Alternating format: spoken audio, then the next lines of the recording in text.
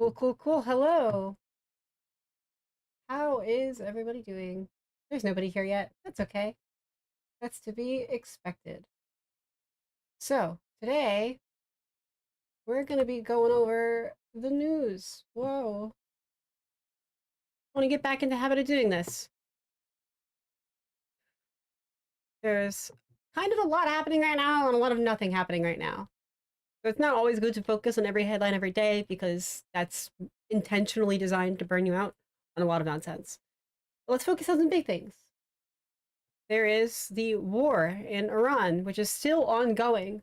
That was a war of choice that nobody voted for. So there's now apparently a draft of another peace agreement because we were headed towards a deal, and then the US started firing missiles onto stuff again, and it stopped all of that. We're back to square one.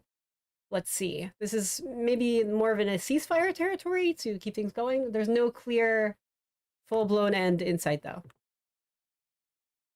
Donald Trump has circulated a draft peace agreement for the war with Iran among allies, including Israel, as both sides try to prevent fresh breaches of the ceasefire escalating out of control and scuppering any deal, which has been happening.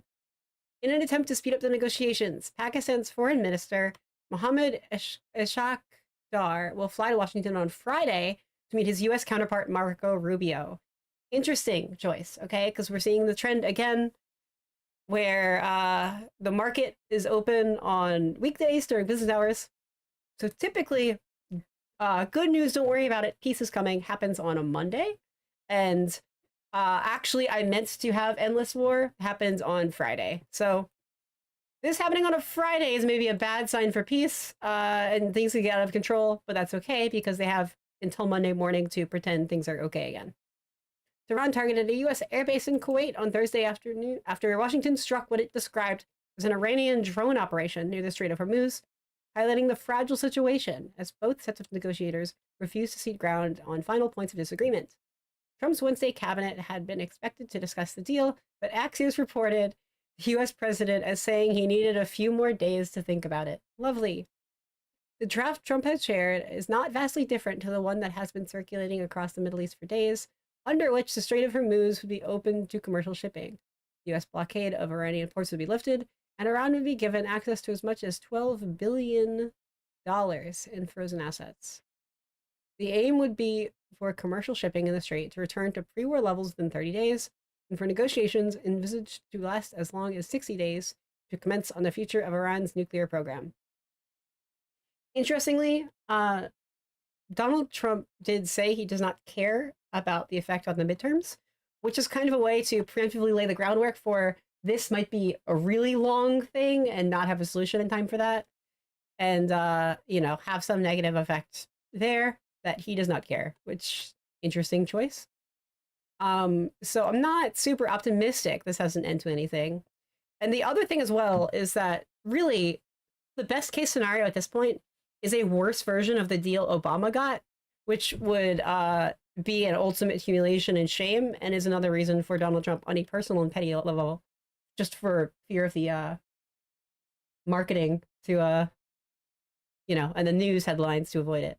Have I been shouted at? Yeah, since the Ellison takeover of the Oracle takeover of TikTok, there has been a big shift, and it is hard for any left-leaning creator who's advocating for like vote or do something or like here's facts and information and journalism to break about 600 views on average on a video. I can now get up to about 1,000 because I post consistently, really push it. But yeah, it's hard. It's definitely been fucked with. Also, there's a huge push in social conservatism, whether that's just explicit political content, but also implicit, like lots of videos of like white families with babies trend really hard, which is weird. Let's see. Okay. So as part of this would include discussions about its stockpile of highly enriched uranium, a time-limited suspension of further enrichment, and supervision by the International Atomic Energy Agency, the IAEA, the UN's nuclear watchdog. Iran would renounce the use of nuclear weapons. This is very similar to what Obama had. It's just a little worse because now Iran, which does not have any real incentive to come to the table for a deal, it can kind of just keep taxing the strait, which is rough. China is pressing for the UN Security Council to ratify any agreement. The current scope of the agreement would be deeply unpalatable for Israel because it differs Iran making any firm nuclear commitments and requires a permanent ceasefire to include Lebanon. Interesting. So based on whether they take the deal or not, you can point to Israel, which has incentive to say no to it. The draft is less specific than Tehran's version about lifting sanctions on Iran's oil and petrochemical exports. It also asserts toll-free navigation in the Strait of Hormuz. Iran is trying to negotiate an agreement with Oman separate to any memorandum of understanding that would result in fees imposed for navigational services. In remarks that produced no official response from Muscat, Trump threatened on Wednesday to blow up Oman if it tried to reach a deal with Tehran that included the imposition of tolls. The Islamic Revolutionary Guard Corps Navy, fuck them by the way, issued a statement reasserting its control of the strait, saying that 26 commercial ships and oil tankers have been given permission to pass through the waterway in the past 24 hours. The IRGC said seeking permission is mandatory and passage through other routes would be considered as disruption. It intervened on Wednesday night to prevent 4 ships trying to sail through the strait with their transponders off. It said 2 were stopped in place and 2 forced to turn back. Iran has realized through this whole conflict that they can kind of just assert as much control as they want over the Strait of Hormuz, and no one can really stop them, which is dangerous. It's just kind of getting worse. Like, they have really no reason to make a deal besides being nice. What they have to gain from keeping this conflict ongoing is they literally get to use the Strait of Hormuz as a toll road and have immense bargaining power. And even outside of negotiations diplomatically with the US, they can make a ton of money from this, which they need because the US has sanctioned them a ton. And so they can get their money back. Like, they can just by taxing every boat that wants to go through from any country. And then they can leverage that power in negotiations to lift sanctions. In the process, also, Russia is benefiting from this because Russia is now selling oil to, making money in trades with Iran and with the rest of the world. It's bad. It's bad for democracy. Let's see. Any skirmishes so far between the US and Iran have not stopped their indirect contact mediated by Pakistan and Qatar.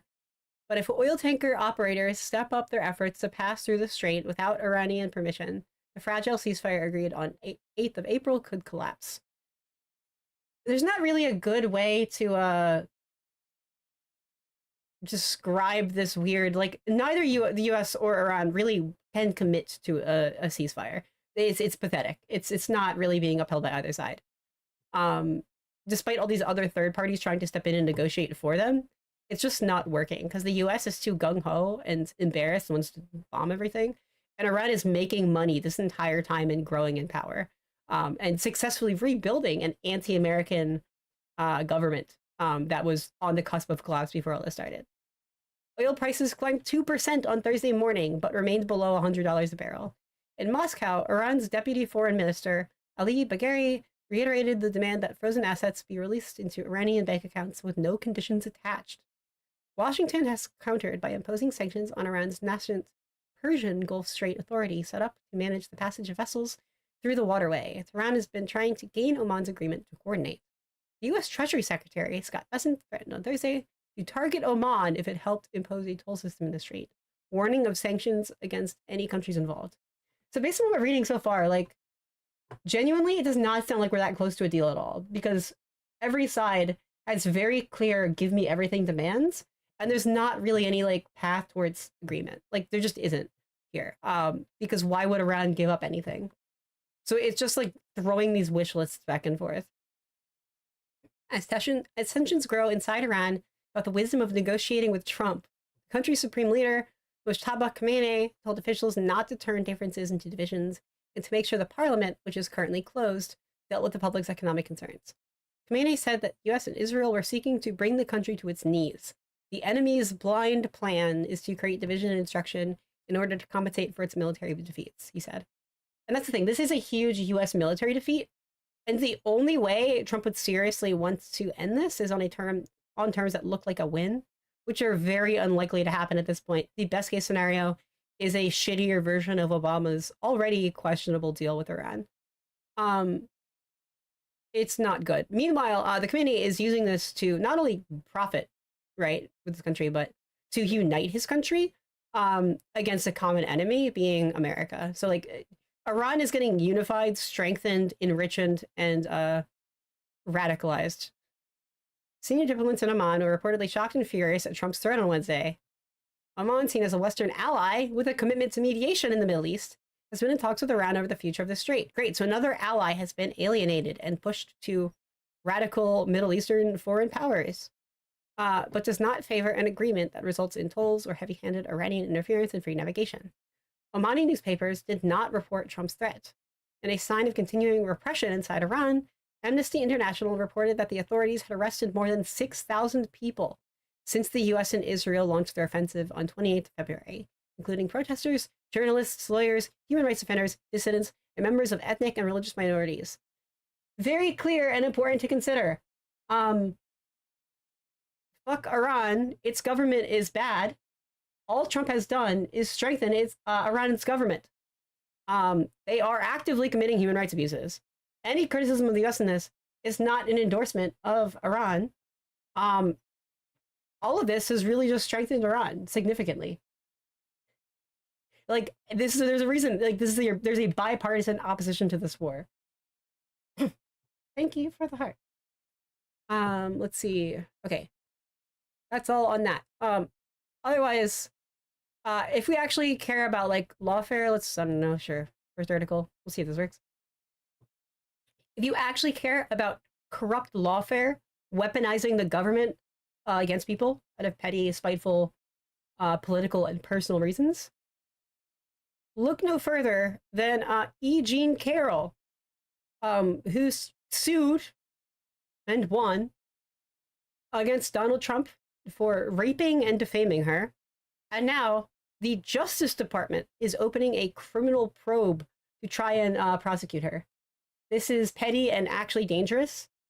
If you care about, like, you know, authoritarian prosecution, like persecution of its enemies, this is what that actually looks like. Not subpoenaing a streamer who was actually in touch with rich people conspiring with the Chinese state. There's no grounds for this. The probe is focused on a trust founded by billionaire Democratic donor Reid Hoffman, whose nonprofit helped pay for some of Carroll's legal costs. So it's not Carroll, you know, but finding any excuse to throw her under the bus and try to punish her. The problem with this is the Me Too movement, I think, was vastly misunderstood. And in some cases it was used frivolously, it was invoked frivolously. But the Me Too movement was not about you, any random man who might be saying this, right? The Me Too movement was about, there are tremendously rich and powerful men who are like celebrities and financiers, like Jeffrey Epstein, you know, people with tremendous like social, cultural clout, like Bill Cosby, who, if anyone dared speak out against them, would be like thrown under the bus and, you know, like destroyed. There are women who were raped by like the rich and powerful, by like Jeffrey Epstein, right? And they could not find justice. Me Too was like some momentum to try and sort of like almost unionize a little bit. Like, you'll support if you speak out, if you were like raped by a very rich and powerful and scary man who could like end you if you dared speak up, it's okay to speak up. We'll have your back. That's what it was about. It was about literally like Bill Cosby and Jeffrey Epstein and Donald Trump, like very rich and powerful men, but a lot of like really basic, like stupid boys who are not rapists, who are not having sex, thought that was about them personally, like who are virgins, you know, and then contributed to this movement to undermine Me Too. And this is what that looks like. Like, this is the other option. A government led by a convicted rapist who is using the Department of Justice to revenge sue rape victims. This is the alternative. Yeah, Weinstein. Yes, Weinstein was another huge one. Yes, movie producer who would literally like sexually exploit young aspiring actresses and coerce them into like sexual acts if they wanted to get a role or succeed as an actress. Awful, awful piece of shit guy. He's in prison where he belongs. He's only in prison because of like the Me Too support movement to like, it's okay. Lots of women have been sexually victimized by him specifically. And any single person, any single person like could not do it. But it was that's why it was me Too, because they literally had so many victims. That's what it was about. It was not about you. The probe is focused on a trust founded by billionaire Democratic donor Reid Hoffman, whose nonprofit helped pay some of Carol's legal costs, two sources said. Hoffman, the co-founder of LinkedIn, is an outspoken critic of Trump. The crimes under investigation are possible money laundering, obstruction, and conspiracy, one of the sources said. Investigators are also looking into a possible perjury charge against Carol related to her testimony in the lawsuits, the source said, but it's not the main focus of the probe. So it's not even about Carol, right? But they're finding a way to like blame the takeaway from people who are skimming this, and I've not looked into a story. The takeaway is to assume like, is to slander Carol again. But they don't even have that. That's not what the substance is even on. Like they're just, it's a peripheral swipe to like have people who are just casually flipping through headlines discredit and distrust Carol, right? That's what this is. That's the kind of thing this always is. This is what lawfare looks like. This is what abuse of systemic power looks like.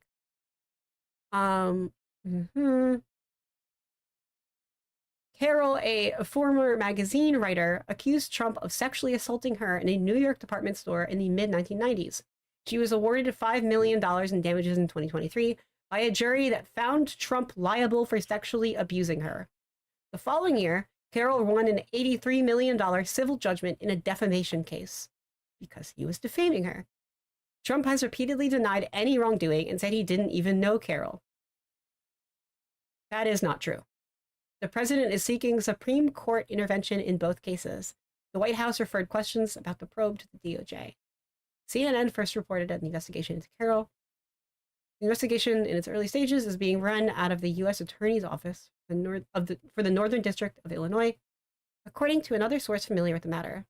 That office is run by Andrew S. Boutros, a Trump appointee who has repeatedly been in the headlines over the implosion of his own office's prosecution of those involved in protests against ICE. Acting Attorney General Todd Blanche, the one who said we are legally not releasing the Epstein files, even though he's legally supposed to release the Epstein files, was one of Trump's personal attorneys in his appeal of the Carroll verdict. To recuse himself from involvement in the case, one of the sources said. Yeah, he's too close to it. The investigation is looking at comments Carol made about how her civil suit against Trump was funded. This is the most boring nothing burger, right? It's a peripheral. It's about the funding of the suit for the legal costs. It's not about the substance. But people, including Tim Pool, who's a known paid Russian asset, are instead making false assumptions that it's like, oh, she's lying about being raped, which is not true. He did rape her. That was like the decision the jury found, as a matter of fact. So it's no longer alleged, like it's past that. In 2024, a jury found that Trump had to pay Carol about $83 million in damages for repeated defamation. Oh my gosh. Yeah. Awful, awful stuff. So yeah, if you don't want Me Too, if you are naive enough to fall for the propaganda that massive, big money predators like Weinstein and Epstein wanted to push, right? They wanted you to undermine people speaking out, like the victims speaking out. This is what you get instead. It's pathetic.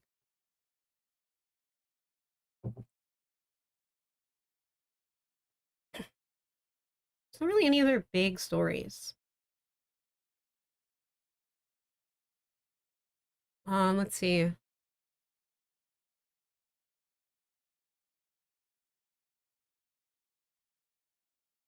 Currently, because law is actually slow, uh, we are seeing a bunch of payouts for Charlie Kirk settlements, where a bunch of fake conservatives started attacking free speech and trying to get people fired over nothing, over using their free speech. So naturally, all these people are now, going to court for damages and settling and getting a lot of money out of it. Um, biologist got $485,000. Good. After she was fired for reposting a meme. Incredible. All I wanted was my job back. Yeah. So I'm slamming the state agency for acting as Governor Ron DeSantis's personal puppet show. Incredible. Ball State University agreed to pay $225,000 to settle a First Amendment lawsuit the ACLU brought on behalf of Susan Swirk, who the ACLU said was fired after posting about Kirk. Yeah, I mean, this is what free speech looks like, right? And if you just try to fuck up and disrespect people's free speech and get them fired over nothing, that circles back, and that was not fair. So now that's coming out to hundreds of thousands of dollars. All could have been avoided, but people are too sensitive. There's really not a lot of news of substance, but I do have something else to look into. I have two compiled notebooks of research, a bunch of different sources I've been pulling together and reading through that I've let AI kind of summarize and aggregate on two things. First is a DNC autopsy, like a mega autopsy, where I put in every good, worthwhile autopsy I could find, pulled together, so we can see the common patterns and insights in it. And then two, I have another one on building a political brand, which is very important. And a big thing that the autopsy points to that Democrats have failed to do is have a sort of sense of brand image.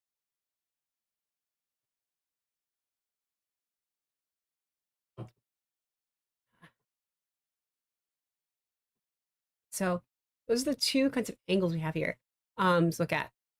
There's first something on a general DNC autopsy, and then the specific on how to build a brand, which is sort of the solution to that. So I want to go through the DNC autopsy thing first. I actually have a sort of summary of all that. There's a podcast version. There's a mind map, a bunch of different stuff. Pretty useful things here. But what I might do is I might just let the audio version play. And this is basically a DNC autopsy summarized from every autopsy source, every article, blog post I could find, a bunch of big nonprofit reports on what went wrong in 2024. And it's summarized into one sort of fake podcast discussion that goes over all those points. So I'm gonna let that play, and then I think I might play Overwatch or something, just for something to look at and something to do. So I'm gonna open that up, but this is pretty good. Because the actual official DNC autopsy that was commissioned, it was just by some lazy guy who did not do the work at all. It's a worthless document. But there are other perspectives, but each of those are a bias limited perspective, one angle of the full picture. So I wanted AI is going to be a neutral perspective to consolidate all of that and summarize it, because it's really good at finding patterns. It's not for creative work. It's not for realizing artists. I don't support any of that. But I think that's a good use of it. Okay. Let's see. So it's gonna take a second here to set this up. Window capture. Properties, let's see. Overwatch.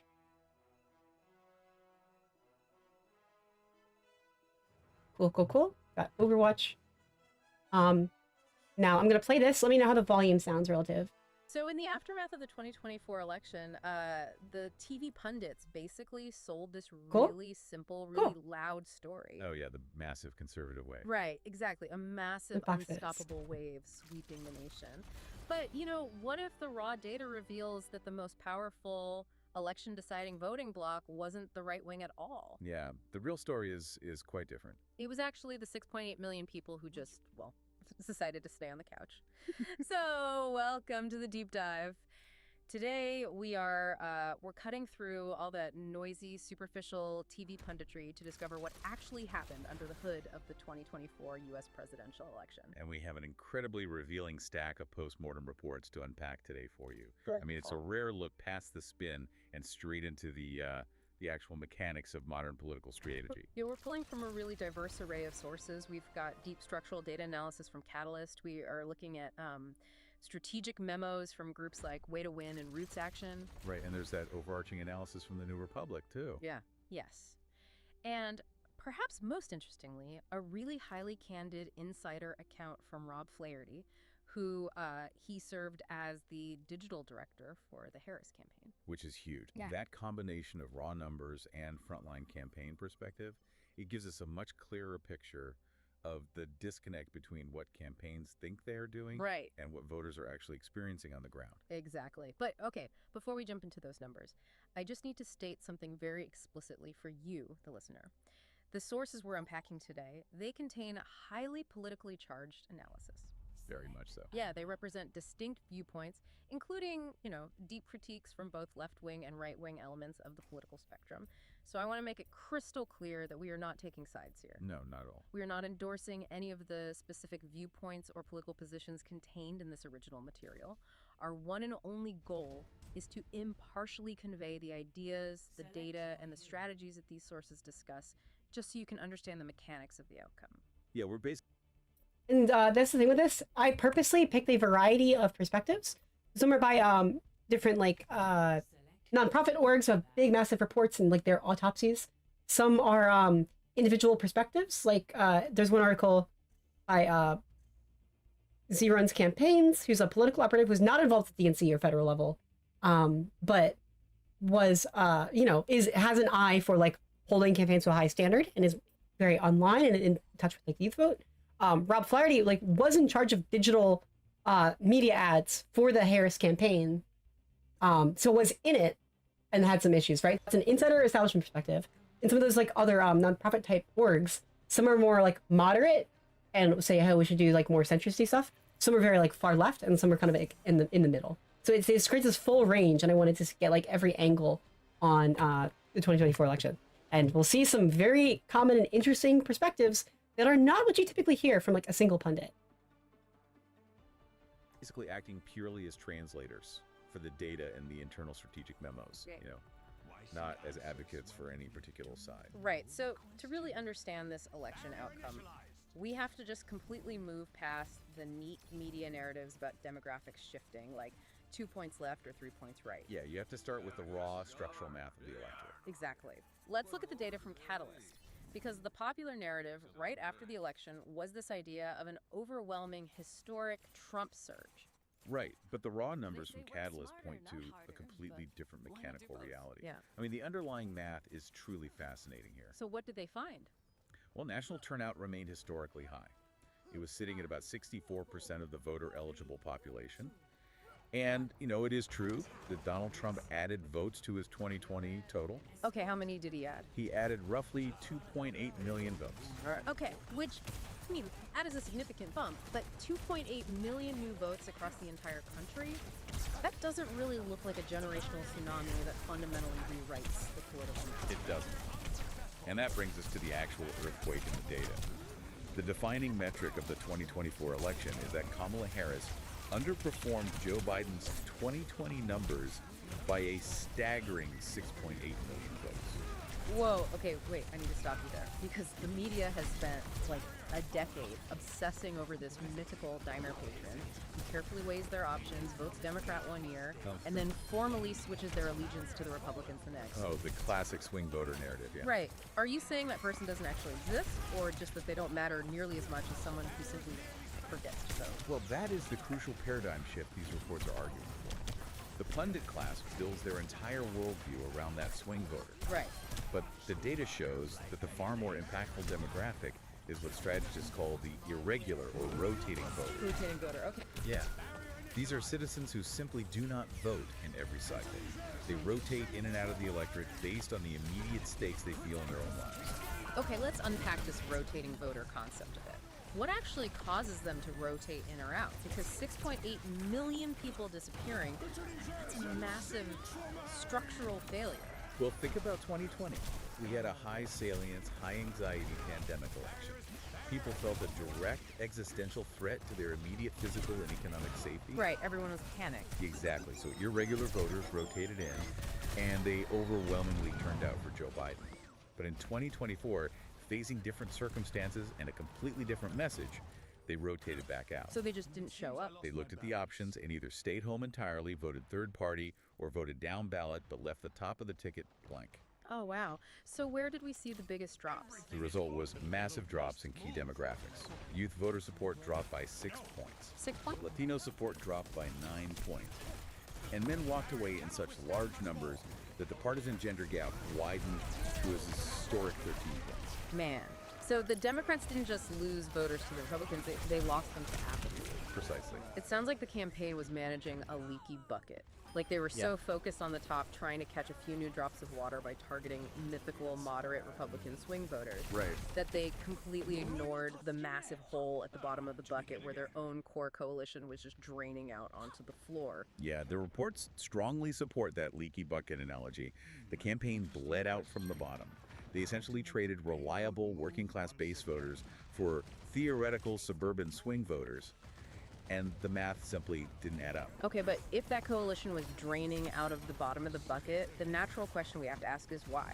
Like, why did 6.8 million people who cared enough to endure pandemic voting lines in 2020 just decide to stay home 4 years later? Yeah, and it really comes down to what the campaign was actually selling. It comes down to the core brand. This is where Rob Flaherty's insider account provides such a stark look behind the curtain. Notice the talk of brand. Because as the digital director, I've been saying he this was for the person months, and tasked it's cool to see it with reaching voters on their screens. Right. finally come up as a His pattern. biggest takeaway was that digital tactics, no matter how clever they are, they just cannot compensate for the lack of a core brand. And he explicitly knows. So this is a big thing I've noticed in all the autopsies, right? So you can ask different demographics, what was wrong with the Kamala Harris campaign? Why didn't it work? And different groups, especially who get their news from different platforms, have different reasons based on different characterizations of Kamala Harris. The simplest version of this is basically if you ask young people online on social media, especially places like YouTube or Twitch or mostly those two, what they thought of Kamala Harris, they would say she was too right-wing and supported genocide in Gaza. If you ask older people who got their news from traditional media sources, like TV or Facebook, you know, like even some news, they would say that the problem with Kamala Harris is that she was too far left and radical and talked about trans stuff, even though she never mentioned trans people, really. That was just attack ads against her. But those were always in those different media channels. Young men did not feel included or catered to or like feel welcome to engage with her positive in-group social media on places like TikTok and Instagram because the Kamala HQ branding felt too much for the girls and the gays a little bit. So they just didn't look into it. So they only looked into like manosphere podcasts on sources like YouTube and Spotify. So what problem is, it's not even necessarily, oh, this was her pitch. It was good or bad or liked or disliked. The problem was different people have a different sense of pitch. And out groups who are oppositional, such as like manosphere podcasters, even sometimes paid for or conspiring with the Trump campaign, had just as much and sometimes more successful an attempt to define Kamala Harris and then have a negative impact on that as much as her own positive campaign, right? So this has created that huge problem. Excuse me.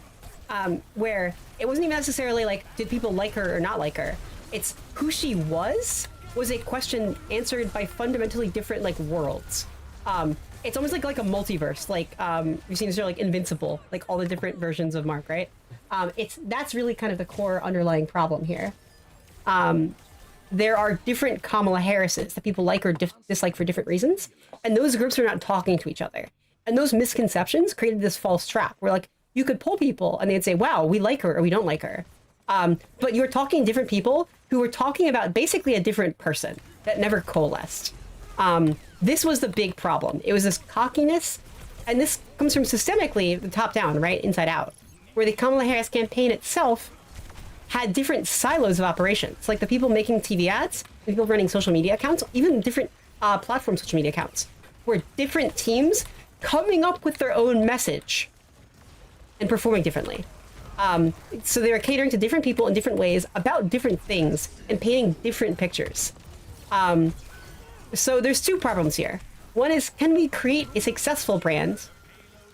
Like in the first place, are we picking the right things to talk about that most people, if they heard them, would like them and agree with us? And the second problem is, are we effectively messaging that and communicating that and getting people on board? The Kamala Harris campaign failed to get one unified game plan, which is supposed to get from the candidate what to talk about. Like, AOC leads the way on her own messaging. Mamdani leads the way on his own messaging. And then they even talk about things like affordability. They pick topics that people will like. They pick their angle. And then they have everyone distribute that in lockstep. What we've seen here, really fundamentally, something like Gaza, while it isn't impactful, is really a symptom and not the cause. That's just one example of many examples of the failure to define what Kamala Harris was actually about. And it comes from a fundamental lack of investment in new media infrastructure and creator infrastructure across different platforms. Like, Democrats just don't get it. Their establishment is too far behind. Whereas Republicans, through orgs like Turning Point USA, have been building, really getting some roots in for a decade, you know?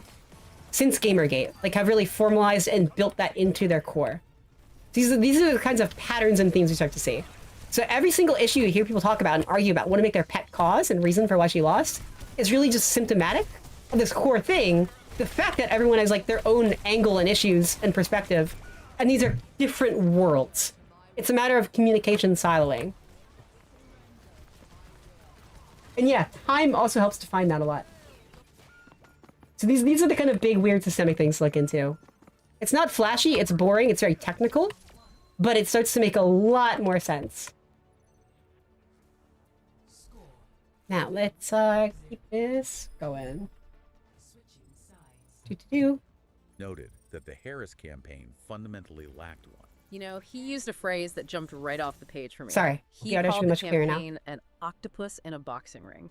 It perfectly captures the internal chaos, doesn't it? Yeah. The campaign was flailing in multiple directions without a cohesive central story. Flaherty noted that the Trump campaign, regardless of how anyone felt about the content of the message, they had...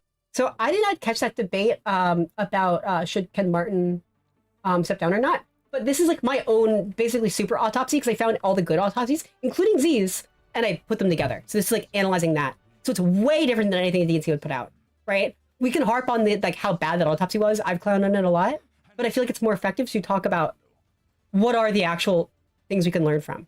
Had a singular, undeniable narrative. Right, it was cohesive. Every ad, every physical stunt, every speech pointed back to one specific story about the country. The Democratic campaign, conversely, was throwing completely different punches at different audiences, hoping something would land. But nothing connected to a central overarching why. Let's dig into that disconnect, though. Was the message failing just because it was poorly marketed, or was the campaign actually misreading what voters cared about? Oh, the reports from Way to Win and Roots Action argue it was a profound misread of the material reality of the electorate. How so? They point to a chronic affordability and inequality crisis. You know, the media focused heavily on recent post-COVID inflation, which certainly acted as the match that lit the powder keg. Mm-hmm. But the underlying explosive material was 5 decades of wealth transfer. Right. Over that period, the top 1% of the country drained $79 trillion in wealth from the bottom 90%. Wow. Wait, that number is so massive it practically bounces off the brain. For you, the listener, commuting to work right now, what does $79 trillion leaving the bottom 90% actually look like on the ground? Well, on the ground, it looks like a pervasive sense of precariousness. It means a voter might technically have a job, and the macroeconomic GDP numbers might look great on a chart in Washington. Right, the economy looks fine on paper. Exactly. Right. But that voter's rent just doubled. Their grocery bill is a source of weekly panic. And they are one medical emergency away from bankruptcy. Yeah, it's that psychological shift from feeling securely middle class to feeling constantly on the edge of ruin. And the data in these reports shows that because of this reality, that's interesting. More on that in a bit. stunning 96% of voters wanted systemic change. 96%. I mean, you can rarely get 96% of people to agree that the sky is blue. Figures. So if almost the entire electorate is screaming for systemic economic change, what did the Harris campaign actually offer them? They largely offered a defense of the status quo. They were aiming for stability rather than disruption. Which culminated in that viral moment on The View. When she was asked what So a big thing of that, right? As this economic insecurity grows, you're going to see a decreasing self-identification with the term middle class. Because even if you are middle class, but things are so precarious, like if you were in an accident, you were in a car accident and you had a medical emergency, because of that debt, your middle class status is gone. People do not securely feel like we're in a K-shaped economy. People are starting to identify more as the top or the bottom. So like even like the whole framing of we got to help the middle class, build the middle class. Who is the middle class anymore? So it's a term that already feels kind of like a middle finger to anyone who's, does not consider themselves middle class, who's like maybe struggling. But even the people they think they're talking to are identifying more with the working class than the middle class. So it's this cursed like chain, this cursed like rabbit hole to even go down in the first place. They're trying to win over an audience that doesn't identify as that audience. she would do differently than Joe Biden, Harris said, not a thing comes to mind. Yeah. If you are selling stability to a population that feels like stability is suffocating them, you are going to lose that rotating voter. The disconnect between the campaign's messaging and the voters' lived experience was immense. Though, I mean, we do have to acknowledge the unprecedented reality of the calendar here. Biden drops out incredibly late. Harris only had 107 days to mount a presidential campaign. It was a very tight window. It's like trying to sell tickets to the sequel of a movie everyone just walked out of. How could she possibly separate herself from an incumbent administration and build a brand new economic narrative with barely 3 months on the clock? The short timeline is a massive factor, absolutely. And Flaherty openly admits they were stuck in a structural hole. However, the memos from groups like Roots Action argue that the limited time makes resource allocation even more critical. Facing this desperate demand from voters for profound economic change, the campaign took their 107 days and basically spent them looking in the exact wrong places. Which brings us to the tactics of distraction. Because if the campaign wasn't talking about the $79 trillion wealth transfer and the precariousness of the working class, who were they talking to? They were talking to people who actively disagree with their own base. The Roots Action report rigorously documents how the campaign effectively sidelined working class outreach to actively court moderate Republicans. Right. In the crucial final days of the election, the campaign chose to tour with former Republican Congresswoman Liz Cheney and billionaire Mark Cuban. Think about the optics of that for a second. You have a base that is struggling to pay for basic utilities, and your closing argument to them features a billionaire and a legacy conservative. Yeah. Instead of focusing relentlessly on protecting union jobs or corporate price gouging or, raising the federal minimum wage, which has been stuck at $7.25 an hour since 2009, by the way. Right. Leadership was trying to prove how safe and moderate they were to suburban swing voters. And this top-down strategy led to moments of sheer desperation on the ground among their own staff. Oh, the Philadelphia donut shop story perfectly encapsulates this. It really does. So this is the kind of common trend we're seeing, and it aligns a little bit with more like what lots of leftists online say, but it is not entirely capturing this idea, right? It was just a miscalculation of how many people were in which like voting bucket. And I do think that a lot of like the conservative rhetoric targeted working class young men on economic issues, and that captured this big chunk that would have otherwise gone left. Meanwhile, I think that just the numbers of moderate suburban Republicans weren't big enough. And frankly, those kinds of groups, I don't think need to be catered to as much anyway. Like when you're catering to middle-class white people who are more educated, they do not need the same level of reassurance and outreach because they're already reading the news. They're already like looking at the economy, right? They don't need your help as much. They will find you. If you're doing a very visible outreach and advertising and campaigning, do that to the people who aren't otherwise going to see you, which are going to be people who are less privileged and busier with work. I think there's like bigger gains there. I do think it is a winning strategy. We're seeing shockingly overperforming returns on investing into races we assume we'll lose in like rural areas and Republican areas because they just aren't, it doesn't occur to them there's an option. They're not seeing that. They're only listening to Fox News and going to work all day. And there's only Republicans investing in campaigns in their areas. We don't know how well people will take to an alternative whatsoever. And it turns out they are way more than we think. I've had like the honor speaking with like a candidate running right now in a southern state in Alabama. And we're seeing like shockingly low turnouts overall, but now we're seeing spikes in Democratic turnout among anyone who's trying to cater to Democrats, which is interesting. It's very interesting. There's something there. Like, I don't think we need to waste our time appealing to like neolib policy wonks or moderate conservatives who are never Trumpers, because even if we want their votes, they will come to you. Does. Yeah. So according to the internal reporting, the lack of focus on the base was so severe that a group of Harris campaign staffers in Philadelphia basically went rogue. They went rogue. They secretly met at a donut shop to organize a last-minute clandestine outreach operation to Black and Latino voters, simply because the official campaign apparatus wasn't doing it. Because the official campaign was too busy chasing those moderate endorsements. Exactly. That is insane. Your own staff is running a black market voter outreach program because leadership is completely misaligned with the base. And meanwhile, the Republicans were running a highly aggressive, very specific cultural playbook. They were. The Trump campaign saturated the airways with an ad focused on transgender issues, commonly referred to as the She's for They Them ad. Wait, okay, you lost me here. If the ad is explicitly, literally about transgender policy, how can these reports say the actual takeaway for the voter was about economics? I mean, in a highly fragmented media environment, the proxy message often matters more than the literal text. Okay, explain that. Way to win and win, and Flaherty's internal analysis both concluded the ad was effective, not because voters were suddenly consumed by the minutiae of trans policy. It was effective because it weaponized the Harris brand.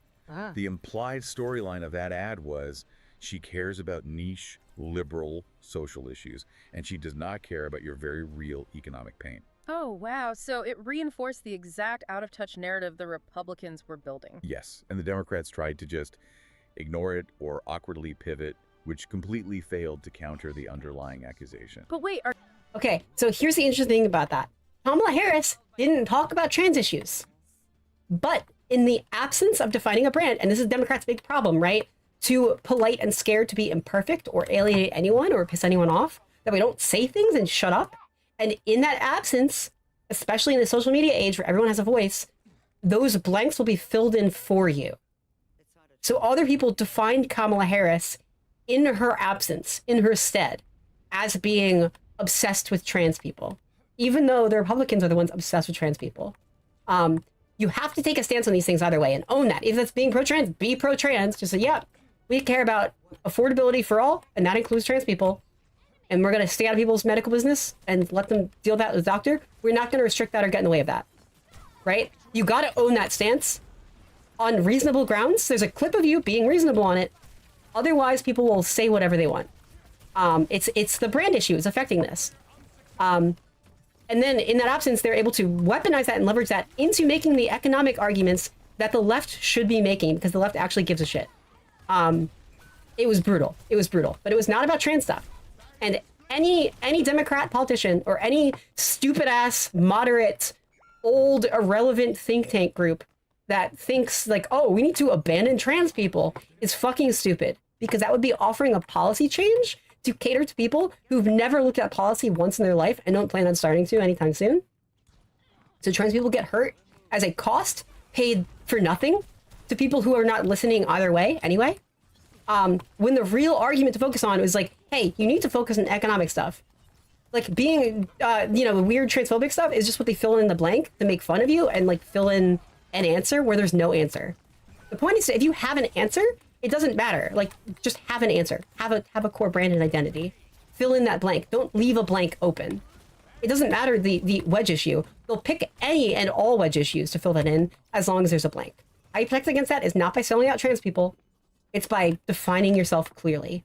And affordability happens to just be the most effective known brand to fill in that blank. Like, that just wins most people. It's the most popularist identity. Are you saying the algorithms trapped the campaign in an echo chamber where they were basically just high-fiving their own base? Because over the summer, the prevailing narrative was that the Democrats were dominating the internet. Right, the brat summer stuff. Yeah, the brat girl summer trend and the Kamala HQ accounts were everywhere. Wasn't that digital strategy considered a massive success? It was a success at a very specific, narrow task, which was mobilizing the already convinced in-group. Oh, the in-group, okay.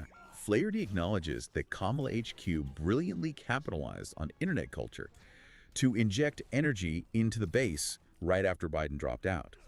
But it completely exposed the strict limits of digital tactics. Because of the algorithms. Exactly. Social media algorithms are literally designed to funnel content to people who already engage with that kind of content. So the people seeing the viral memes were the people who were already going to vote for her anyway? Precisely. Brat Summer was incredibly visible to young, tuned-in liberals, but because of how the platforms work, it couldn't jump the algorithmic wall to persuade undecided out-group voters. Right. To someone outside that digital bubble who is, say, worried about their rent, the campaign just looked like an exclusive inside joke club that they weren't invited to. Man, so it proves that clever digital tactics cannot fix a fundamentally weak economic brand. It really can't. Okay, so we have a weak economic message, an echo chamber digital strategy, and an obsession with moderate Republicans. But beyond the messaging missteps, there were active enthusiasm killers draining the campaign's energy from the inside out, right? Yeah, the reports highlight the handling of the war in Gaza as a massive, unavoidable enthusiasm killer. The Roots Action Report points specifically to the Democratic National Convention, where the campaign refused to allow even a fully vetted Palestinian-American delegate to speak on stage. And that single decision sent a devastating signal to a key part of their coalition. And the structural math of that decision showed up in the final tallies in places like Dearborn, Michigan, which has a large Arab American population. What were the numbers there? In 2020, Joe Biden won Dearborn with 69% of the vote.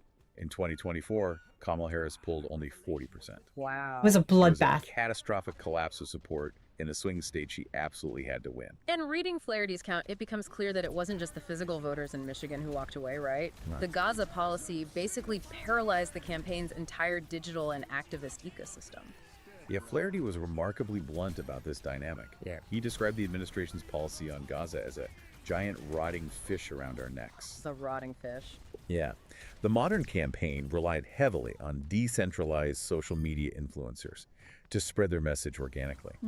But those influencers were terrified to say anything supportive of the administration because the moment they did, their comment sections would get absolutely destroyed over Gaza. Right, so they just stayed quiet. Exactly. The policy suppressed activist energy across the board because nobody wanted to defend it online.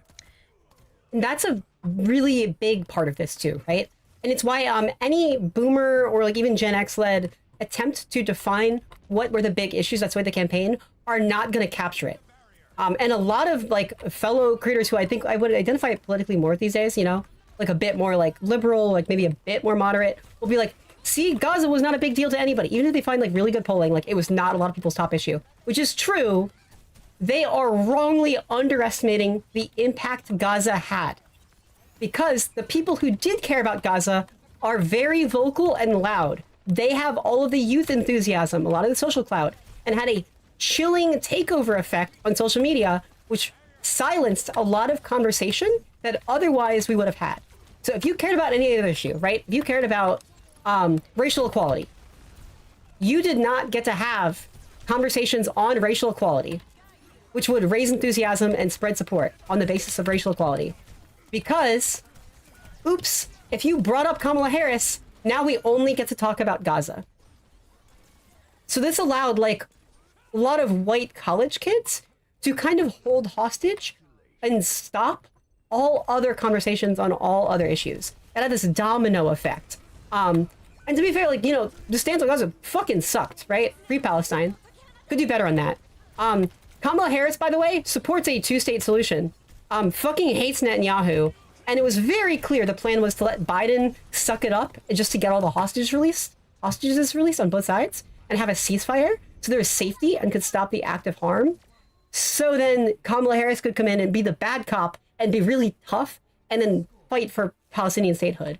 Joe Biden has this very like consistent career-long trickstery way of doing things where he does not mind like throwing himself under the bus and being very quiet about his accomplishments and letting other people get the big wins and get the overall success.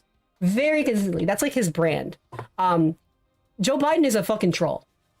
Like, Joe Biden actually pushed for like gay marriage and got that as a big thing, right? Obama was too scared to campaign on it. Anyone was too scared to campaign on it. If you look at the numbers, gay marriage was not a popular winning issue. It still probably like wouldn't be, right, if no one took that leap. But then Joe Biden in interviews started dropping, hey, by the way, we're going to legalize gay marriage, and like kind of, went rogue on Obama, but it forced it into the conversation. And then that led to the Supreme Court ruling, right? It got bumped up in like a priority thing. If that backfired, Joe Biden would have eaten that entirely. But it went down in history as one of the Obama administration's biggest wins. And few people even know that Joe Biden did that. Joe Biden behind closed doors was calling Netanyahu a fucking asshole, right? But he seemed very soft and pro-Israel, and which much of fucking sucked and was a wrong miscalculation of where the electorate was at, because he was trying to get all the hostages released and a ceasefire. And that is the prerequisite for negotiations for Palestinian statehood. But first you need them to put the gun down, and, which was held to the head of Palestinians, right? It fucking sucked. That was his gambit, and that one failed. That gambit absolutely failed. Yeah. So that was the shitty situation. It was an absolute rerun of the Iran hostage crisis faced by Jimmy Carter. And it was just like a conspiracy to get Ronald Reagan in office, right? By undermining liberals, not giving them what they wanted. It was bad. It was a misplay. But these are the kinds of fucking things, and then we all pay the price for it. I don't see Palestinian liberation coming anytime soon, sadly. And, as if managing a massive foreign policy crisis wasn't enough of a hurdle, Flaherty also points out a purely logistical, structural enthusiasm killer that crippled them before they even started: the physical location of the campaign headquarters. Yes, the campaign HQ was located in Wilmington, Delaware, which is Joe Biden's hometown. And according to the internal accounts, it was a disaster for staff morale, recruitment, and retention. Just because nobody wanted to move to Wilmington. Well, it's about how physical location dictates campaign culture. Staff couldn't find affordable housing. Top talent didn't want to uproot their lives to relocate there, especially post-COVID. Makes sense. More communication and brand fracturing. Physically isolated team where people were constantly... Actually, it's messaging fracturing. Compare that to the 2020 campaign, which, out of pandemic necessity, was highly distributed and geographically diverse. Right. The Wilmington setup meant the campaign was trapped in a physical and cultural bubble, entirely isolated from the voters they were trying to understand. So between the policy on Gaza actively alienating the activist base and the physical setup in Wilmington actively alienating the staff, it's like trying to run a high-stakes consumer tech startup out of a remote cabin with no Wi-Fi. That's a great way to put it. You are entirely disconnected from the reality on the ground, but you're sitting around wondering why your product isn't selling. That analogy hits the nail on the head. They were physically and ideologically isolated. Okay, so if triangulating to the center failed, if chasing moderate Republicans with Liz Cheney failed, and if ignoring the material reality of the working class failed so spectacularly, what actually worked in 2024? Because not every Democrat lost. What is the alternative playbook that these postmortem reports suggest for the future? The roadmap for the future, according to the New Republic and Way to Win, relies on a concept called inclusive populism. Inclusive populism. Because if you look down the ballot, past the top of the ticket, a completely different narrative emerges. While the presidential campaign struggled to sell the status quo, progressive economic ballot measures were winning massive victories, even in deep red states. Yeah, we saw Missouri and Alaska states that voted heavily for Donald Trump successfully pass measures for a $15 minimum wage and guaranteed paid sick leave. Exactly. The voters explicitly chose progressive economic policies when they were separated from the Democratic Party brand. Furthermore, Democratic candidates who embraced unabashed economic populism down ballot actually overperformed the top of the ticket. Oh, like who? The reports point to politicians like Zohran Mamdani in New York, Abigail Spanberger in Virginia, and Mikey Sherrill in New Jersey. Okay, but inclusive populism sounds like another consultant buzzword. What does that actually look like on the ground? What did those specific candidates do that the national campaign didn't? It looks like fighting loudly for direct material benefits rather than abstract ideological labels. So, specific issues. Right. Instead of talking about preserving the norms of democracy, inclusive populism is running a hyper-focused campaign against local utility companies raising rates. It's about visibly fighting corporate landlords over rent hikes or loudly attacking pharmaceutical companies over local drug costs. And this is another thing that's going to make all factions a little bit mad, right? A lot of people have this belief that they want their ideological side to win or have the victory, or that it's a specific policy thing. So neoliberal policy wonks will point to like some specific thing of like, oh, we need to change our stance on immigration a little bit, right? Or like on trans rights and try to throw minority groups down the river. It's stupid. It doesn't work. Even like a change in economic policy, while good, is irrelevant to the problem at hand of winning. Also, when it comes to ideological labels, yeah, the save democracy, like liberal types are wrong about this. But also, I'm sorry, if you want someone to be like, we need communism or to overthrow capitalism, that's not going to work either. And in fact, alienates people and turns them off. Because we need to win everywhere, including in red states. And any ideological label is alienating because most people don't think of themselves in terms of like political ideologies and labels. Like if you like your political compass or your like 8 values test or whatever the fuck, that's cool. Good for you. That is hobbyism. That is niche. That is specific. And most people are not on board with that. It invites tribalism and factionalism that will always lose. If you focus on specific policies, that is immune to any brand association and the emotion or trust associated with it. And people judge just those policies in a vacuum. So you can put something forward like, hey, you know, we should have better healthcare. And most people will say yes. Even if you like market that as independent, you might even do better than running that as a Democrat thing. You just get the good ideas and then you could just win on those. It's way less toxic and you get way, way, way further. Any ideological demagoguery will fail, regardless of what it is. I don't care if it's moderate or progressive. Whatever you're virtue signaling to is not going to work. The only thing that may win more votes than you lose will be like patriotism, like pro-America, because you're winning American elections. And the appeal is if you have good ideas, getting to associate that with like some pride probably feels pretty good. You can get a lot of people on board. Plus a lot of cultural conservatives do just legitimately care about like who seems American the most, who don't look into it and are not super involved. It's identifying the villain causing the voters economic pain and proving you are willing to fight them. Exactly. Which brings us to the most counterintuitive part of this whole deep dive. Whenever a party loses an election, the immediate reflexive media narrative is to say they went too far to the extremes, they need to move back to the center. Right. But these reports argue the exact opposite. Yeah. What you're describing is known in political science as the strategist's fallacy. The strategist's fallacy. It's the incredibly pervasive, totally false belief that voters perfectly map onto a neat left-right ideological scale, and that if a politician just inches closer to the middle, they automatically capture more people. But wait, why does that triangulation fail so badly? I mean, if I adopt my opponent's popular stance on a tough issue, shouldn't I logically win over some of their voters? It fails because of human psychology. Yeah. When you adopt your opponent's frame, you aren't persuading their voters, you are signaling weakness. Really? Yeah. The Democrats spent $137 million huge. nationally running conservative-sounding immigration ads. Senator Sherrod Brown in Ohio is a prime example. Oh, yeah. He ran ads That's great. touting how tough he is on the border, essentially agreeing with the Republican premise that the border is a terrifying threat.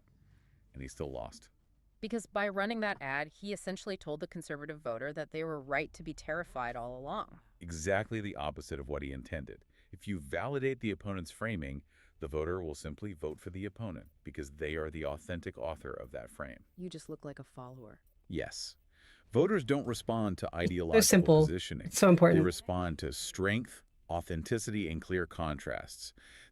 So yeah, if you're picking who to vote for, it's thanks for posting it.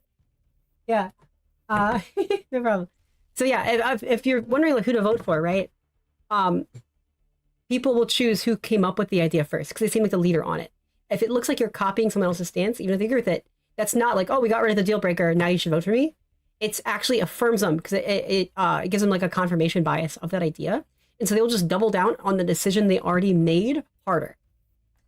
So like when all the moderate groups say, hey, you should pivot and be more moderate on issues, statistically, we have the numbers for it. More people want a more moderate politician on certain issues. That's fine, but you got to decide that up front and do it at the start and do it loudly and clearly. If you're doing it after Republicans have already done it, you're just alienating the people on the other side of that issue and you get nothing from it. That is the distinction. If you want to be moderate, do that at the jump, do that at the gate, and beat Republicans to the punch. Think of it like Dig Dug, right? You're not digging the tunnel, you're just following through the already open tunnel. Be the person who's digging the tunnel. You need to be the one who's carving out your lane, or otherwise just find a different lane. It'll serve you better. The alternative playbook isn't about moving left or right. It's about what strategists call making your own weather. Making your own weather, I like that. It means staking out strong, unapologetic economic positions. It means correctly identifying that the $79 trillion wealth inequality is the root of the affordability crisis and loudly offering a material solution. Right, you don't act like a weather vane, spinning whichever way you think the moderate swing voter wants you to point. Exactly. You create a strong, authentic brand that forces the opposition to react to you. So what does all of this data, all of these strategic postmortems mean for you, the listener? It means that being truly well-informed about elections requires looking completely past the noisy, superficial TV narratives about parties moving too far left or alienating the center. It really does. The real mechanics of wing and body politics aren't about ideological micro-adjustments or chasing the myth of the perfectly rational swing voter. Winning is about delivering actual material economic benefits to people who feel precariously close to the edge. Spot on. It's about authentic branding that connects a cohesive story to the daily struggles of the electorate. And most importantly, it's about understanding the raw data of who actually shows up to vote and who decides to just stay home on the couch because nobody is speaking to their reality. It requires acknowledging that the millions of missing, irregular voters are the real architects of American political shifts. Which leaves us with a final, lingering question to explore on your own.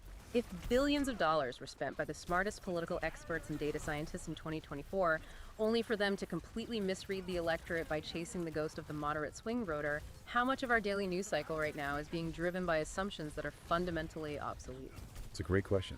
And how might the algorithms on your own social media feeds be hiding the true economic anxieties of the people living right next door to you? It certainly makes you view the endless political commentary on your screen through an entirely different lens, you know. It really does. Thank you so much for joining us on this deep dive.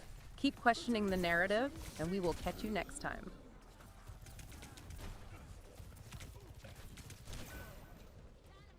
Okay, so that's the end of that. That is like the kind of super autopsy analysis, right? I think that is super helpful. They get some common through lines in there.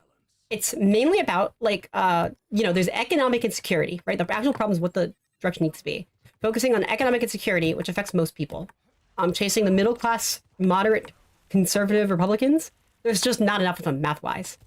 There are far more people in that like economically concerned working class or working class identifying base with economic insecurities. So that gives like the sense of the direction. The next question is how?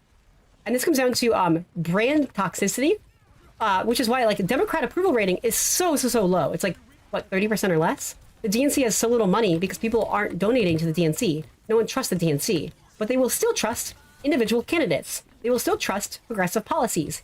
Even conservative Republicans in rural red areas will trust progressive and liberal policies. It's just a matter of the Democratic brand is all pervasive and toxic.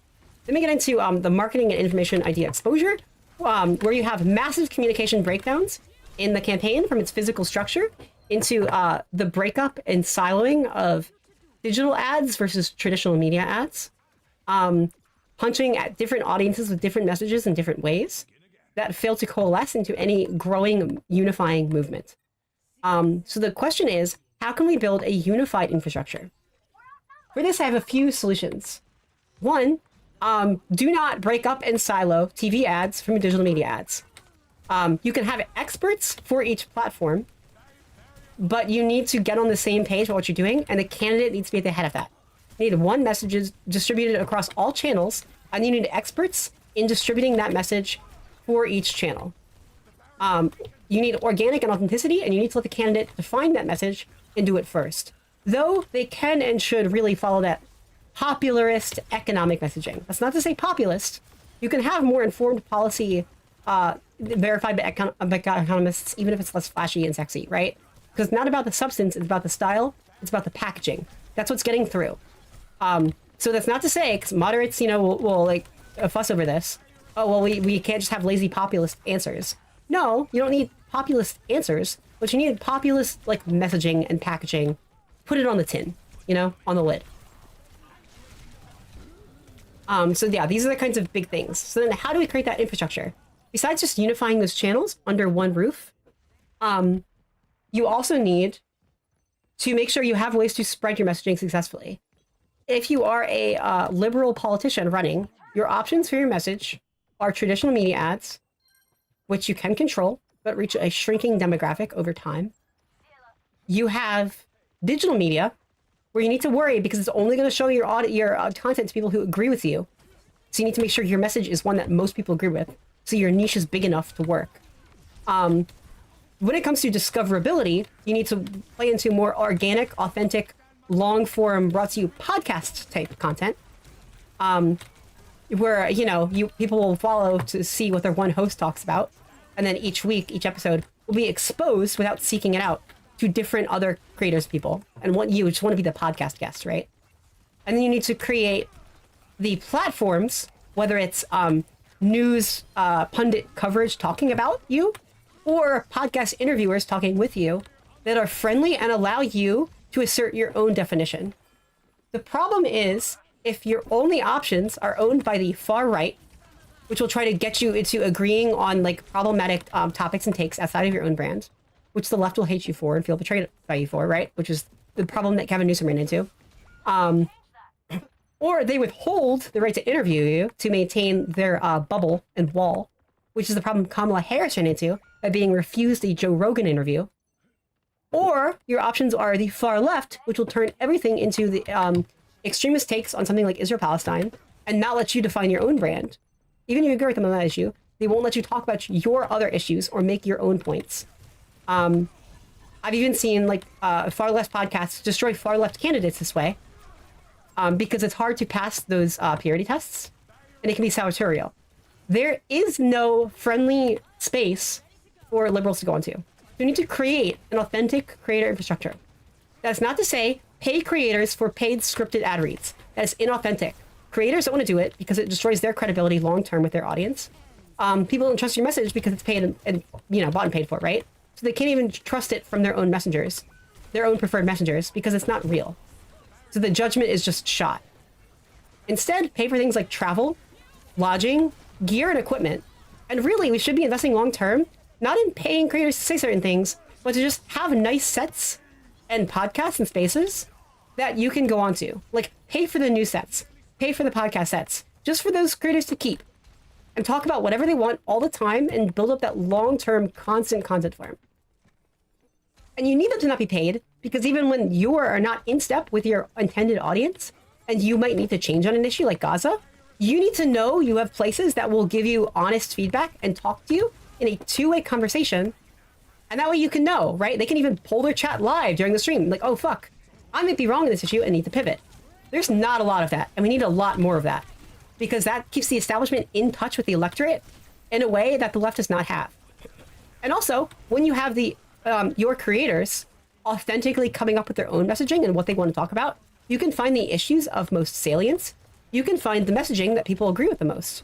With Kamala Harris, she casually improv during a speech by saying, like, we're not going back. And that got huge cheers from the audience and got flipped a lot and shared a lot. And regardless of any, consultant planning for what the messaging was going to be, turned into one of the best angles to push. We only found that because we had other people clipping it for you, right? It was not just official campaign-owned platforms that did that, put that out. So, like, we need this natural discoverability network, because that's how the right works. They have a wide swath of creators, some paid, some not, some big, some small, who just talk about shit all the time, and they get constant organic engagement data from that. They funnel up those most successful angles right up to the establishment elite, actual politicians, actual paid organizers. Then they funnel those talking points back down through paid bounty boards towards influencers to echo those exact most successful talking points. And they won with that. It's brutal. We can't compete with that. So we need to build that. So build those spaces. When it comes to the brand itself, I have another whole notebook. This one with like nearly 50 sources.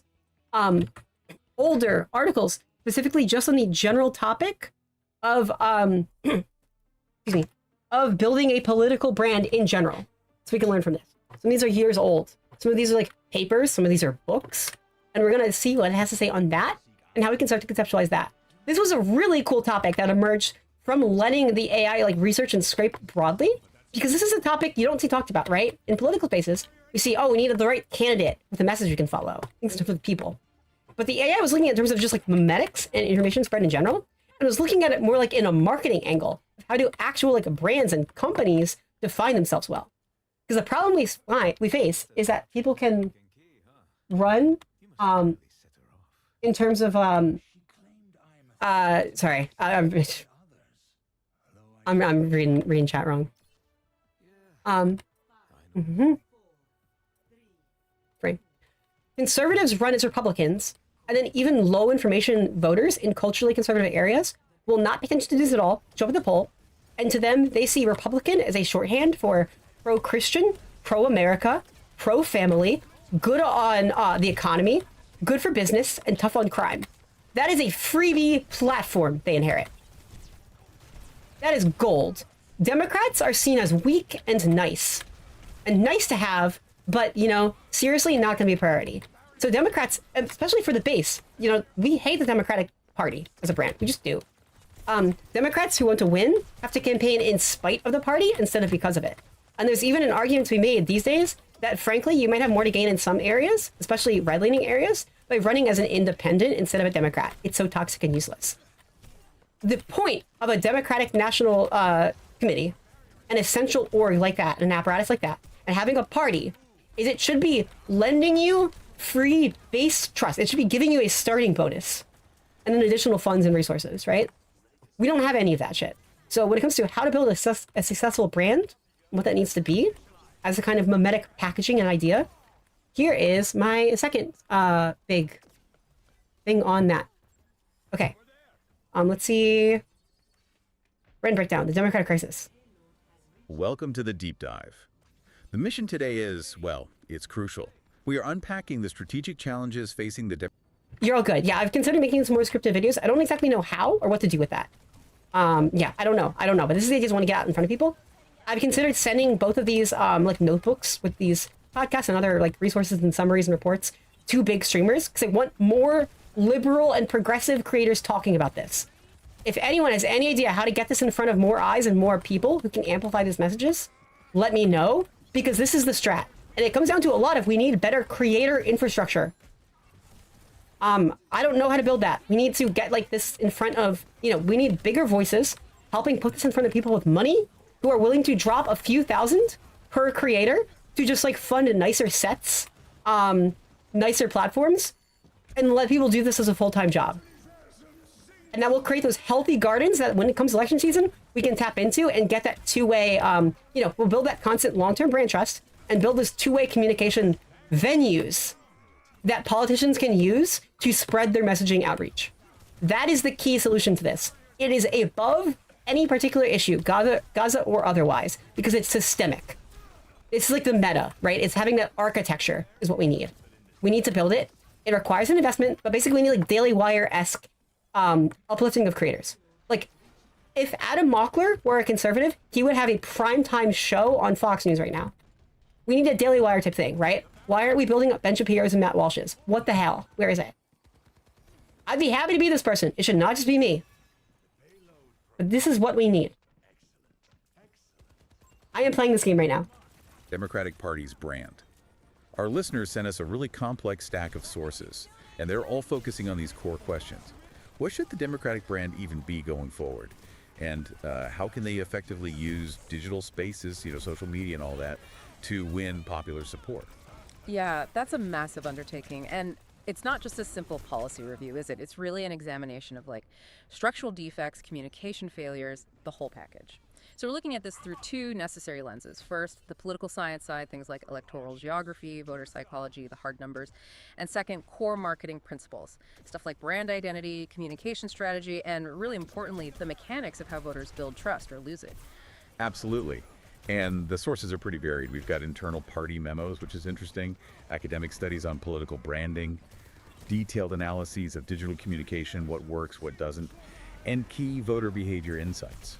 And what stands out almost immediately, I think, is that the sources suggest the party needs more than just, minor tweaks to their messaging. It sounds like it needs a fundamental strategic shift, especially in how it presents itself to, say, non-college voters, non-urban voters, and also how it navigates this incredibly complex, often, frankly, adversarial digital world we live in. Right, we're talking about everything from these deep-seated issues with the working class vote, which we'll definitely get into, all the way to the rise of alt tech and meme culture. It's a huge landscape. Okay, let's unpack this. Our sources really demand we start with the big picture structural challenge first.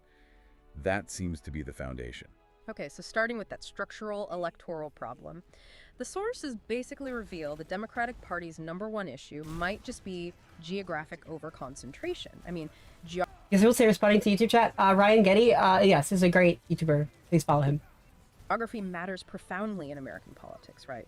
With the Electoral College, the Senate structure, and the current distribution of Democratic voters, it creates this systemic disadvantage. It makes it genuinely difficult to gain governing majorities, even when they win the national popular vote.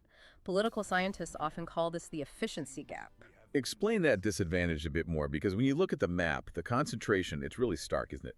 The data shows Democrats pretty much only dominate in, the top 20 largest metro areas and college towns. Now, that sounds like a strong base, maybe, but geographically, all those votes are packed together. It leads to this massive inefficiency. You could call them wasted votes, in a way, in national elections. Precisely. I mean, if you're winning a district with 85% of the vote, that extra 35% above the 50% you needed, well, it's functionally irrelevant in an electoral college calculation or a statewide Senate race. The Republican coalition, on the other hand, tends to be spread more thinly, but across a greater number of competitive districts, so their votes are, in that sense, more efficient. And when you look... Another thing about mimetic efficiency here, right? Because we need more people to see this. The Democratic brand. Democrats already cater to people who are smart, educated, fucking nerds, okay? You maybe are a minority yourself. And so you are on some level already aware of the issues and the stakes for your group, right? You're probably generally aware of the news. Democrats, the Democratic base as we think of it, does not need to be catered to as much. It's inefficient. We're talking to people who, we're trying to, talk to people. We're going out of our way to talk to people who are already listening, which is the huge, huge, huge problem. Everything about the conservative messaging sphere is it's trying to constantly reach to lowest common denominator, low information voters who hear very little, with as simple and mimetic messages as possible. Trying to talk to different kinds of people who would otherwise hear nothing. That is their strategy. That's their play. That's how they reach more people. Also, because our voters are packed together and people talk to each other, not only online, but in person, it's easier if you get one Democratic person in a city. Think about starting fires. That's already going to spread way more efficiently through those communities.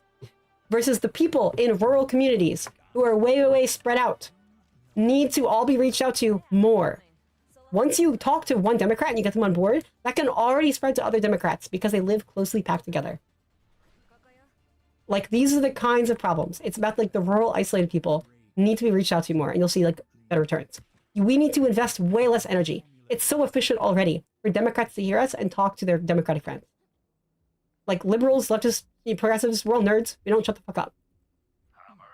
It's just moderate, independent people who are quiet and kind of live their own lives. That's where we need to be spending our effort. We're not seeing any return on investment. Look outside those huge urban hubs, the picture changes dramatically.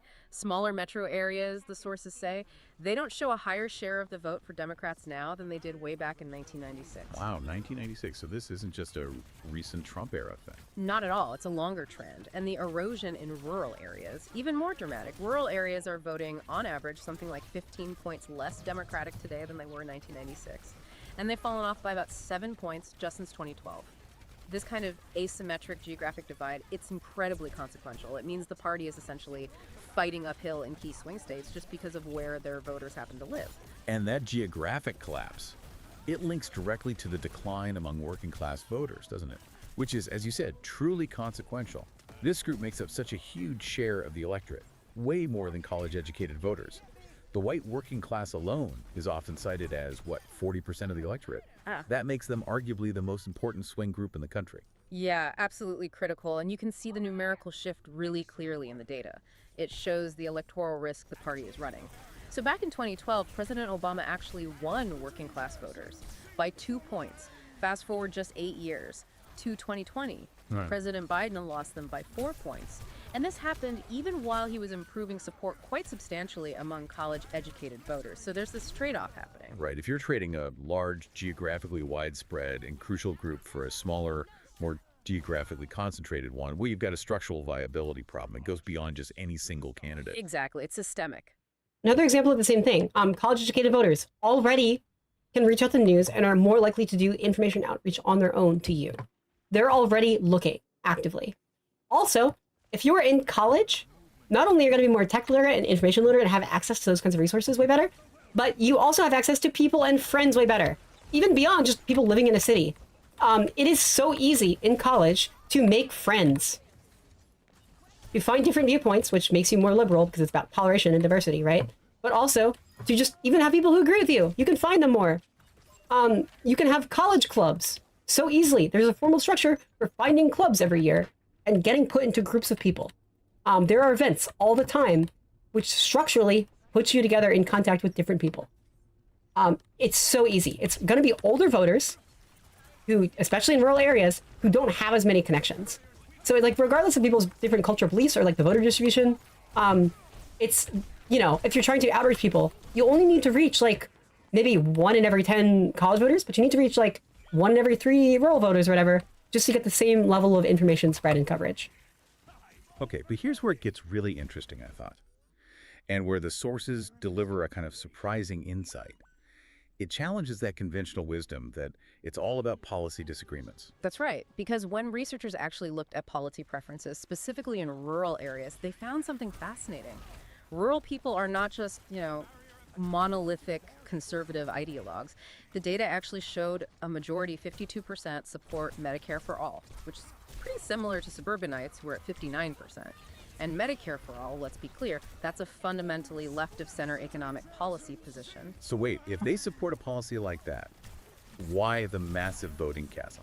If it's not just policy, what is driving that split according to the sources? What are the triggers? Well, the sources really point towards culture, trust, and perceived respect, or maybe lack thereof.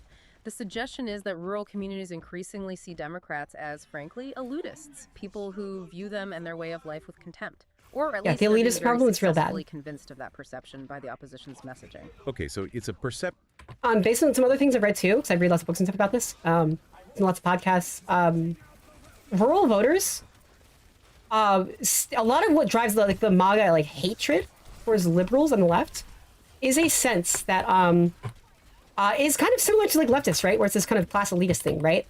But to the right, their sense of who the elites are Democrats, people who live in cities, and gay people, and Jewish people.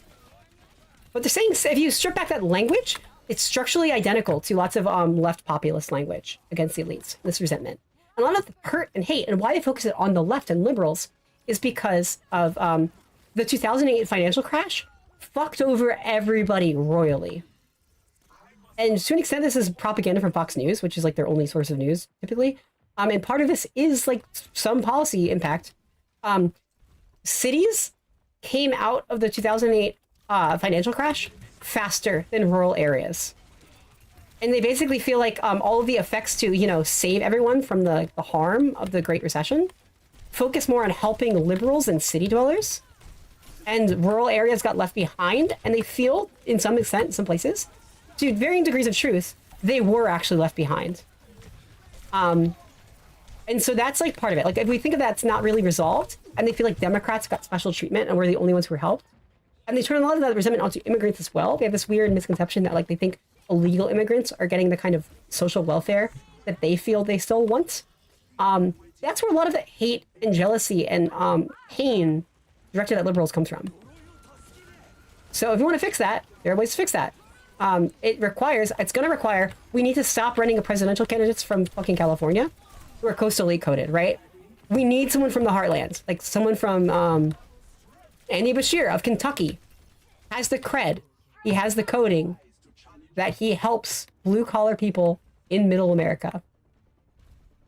James Tallarico may or may not have it, focusing on stupid stuff, but especially his early campaign was really winning, is saying, hey, it's not left versus right, it's all of us versus the elites, and economic, day-to-day, basic grocery cost level relief. These are those kinds of angles. Oh, the Michigan Senate race, what's that? Wait, who are the candidates there? I don't remember. I'm not kept up with that super much. I also tried to kind of stay out of a lot of stuff during the primaries because it's like not really worth it. I kind of want the data collection to see who's winning and who's vibing and who's not with the electorate. And then in generals, we're going to go hard. And we're going to be talking about and fundraising for the most on the cusp competitive races, right? Which will not always be the sexiest.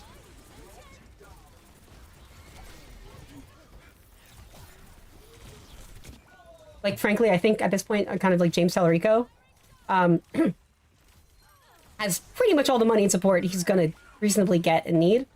Without me, I want to focus on like other stuff.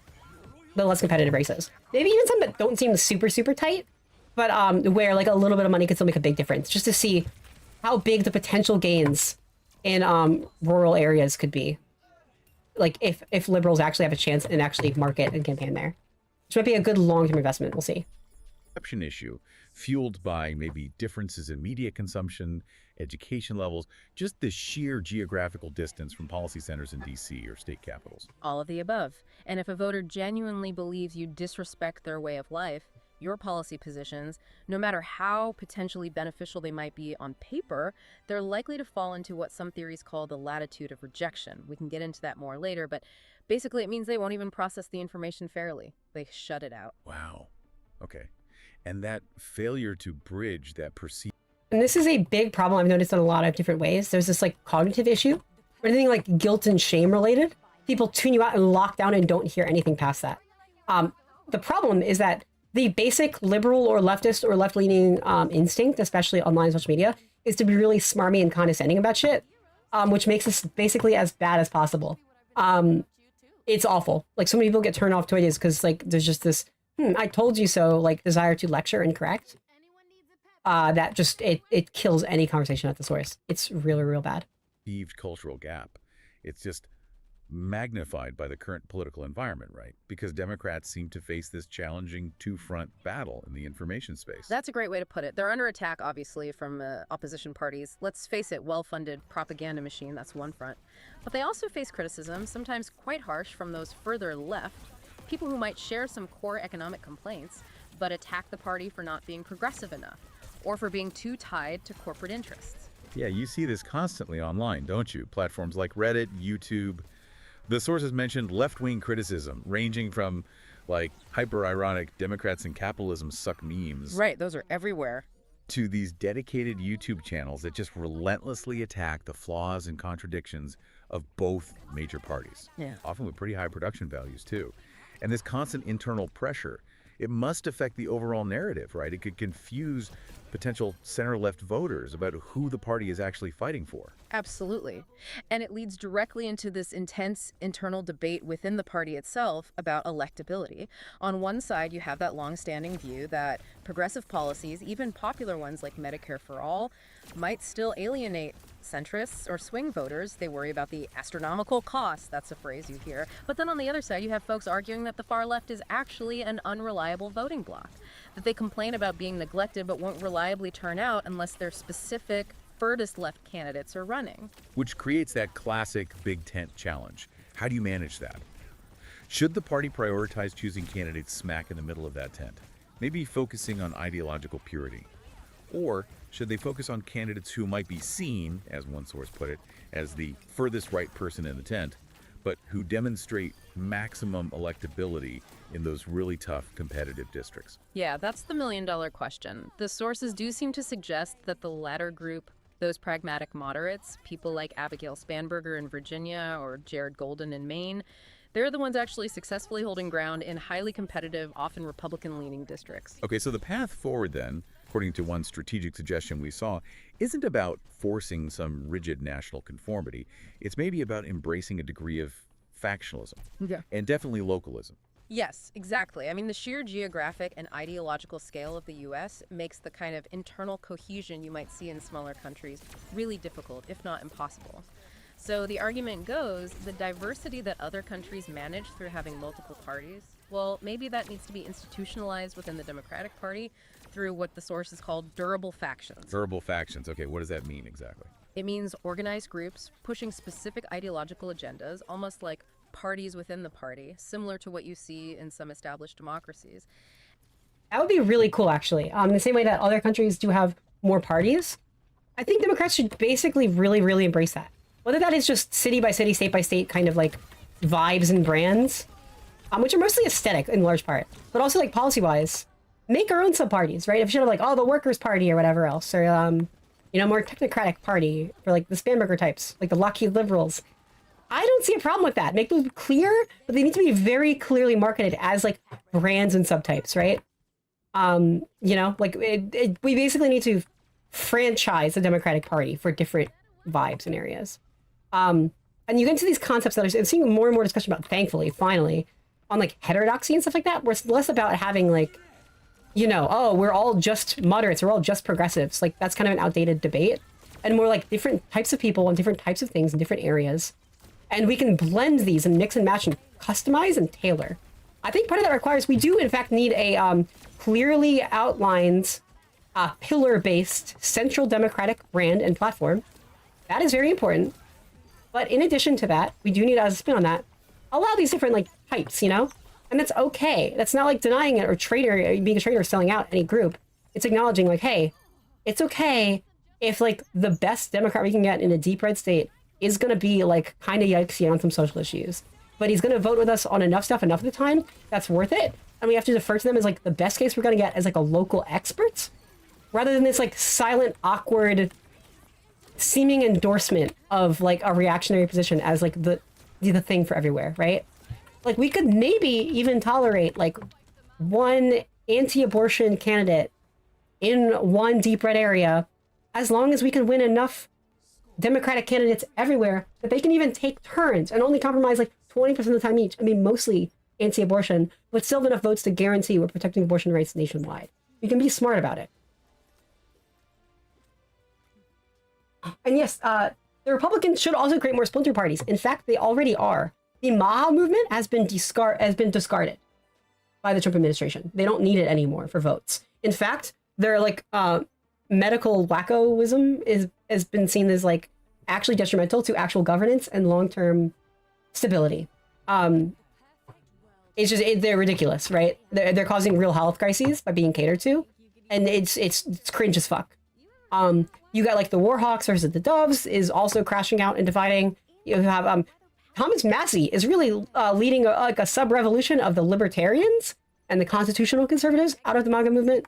So MAGA is really turning into more of a monarchistic dynasty from the Trump family and keeping in the establishment elites like the Heritage Foundation and the evangelical base, but it's leaving all those other groups kind of out in the cold. In addition, the Groyper hyper-nationalists, like the principled the Marjorie Taylor Greene types, are turning into more of an America First movement, claiming to be the true ideological successors to MAGA. It's a shit show. We should capitalize on it. And the way to do that is to have a more steadfast, strong brand architecture, whether that's with one universal brand or one general brand and then like subtypes, before Republicans realize their brand is going to crash and fracture on the rocks as soon as Trump kicks the bucket from old age and illness. Like if we have the more coherent system, we win. We sweep. They cannot get their shit together in time. If we don't, they can cobble together enough of a coherent brand to still win. That's what this really comes down to. It's a marketing problem. It's a brand mimetic problem. Like it's not actually a policy problem.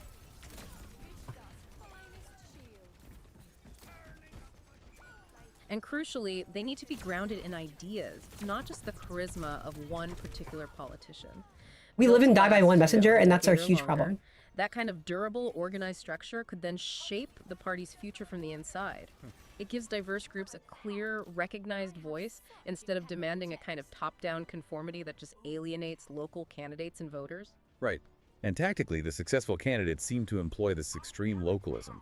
They really target that class alienation we talked about earlier. You mentioned examples like John Tester in Montana or Tim Ryan's campaign in Ohio.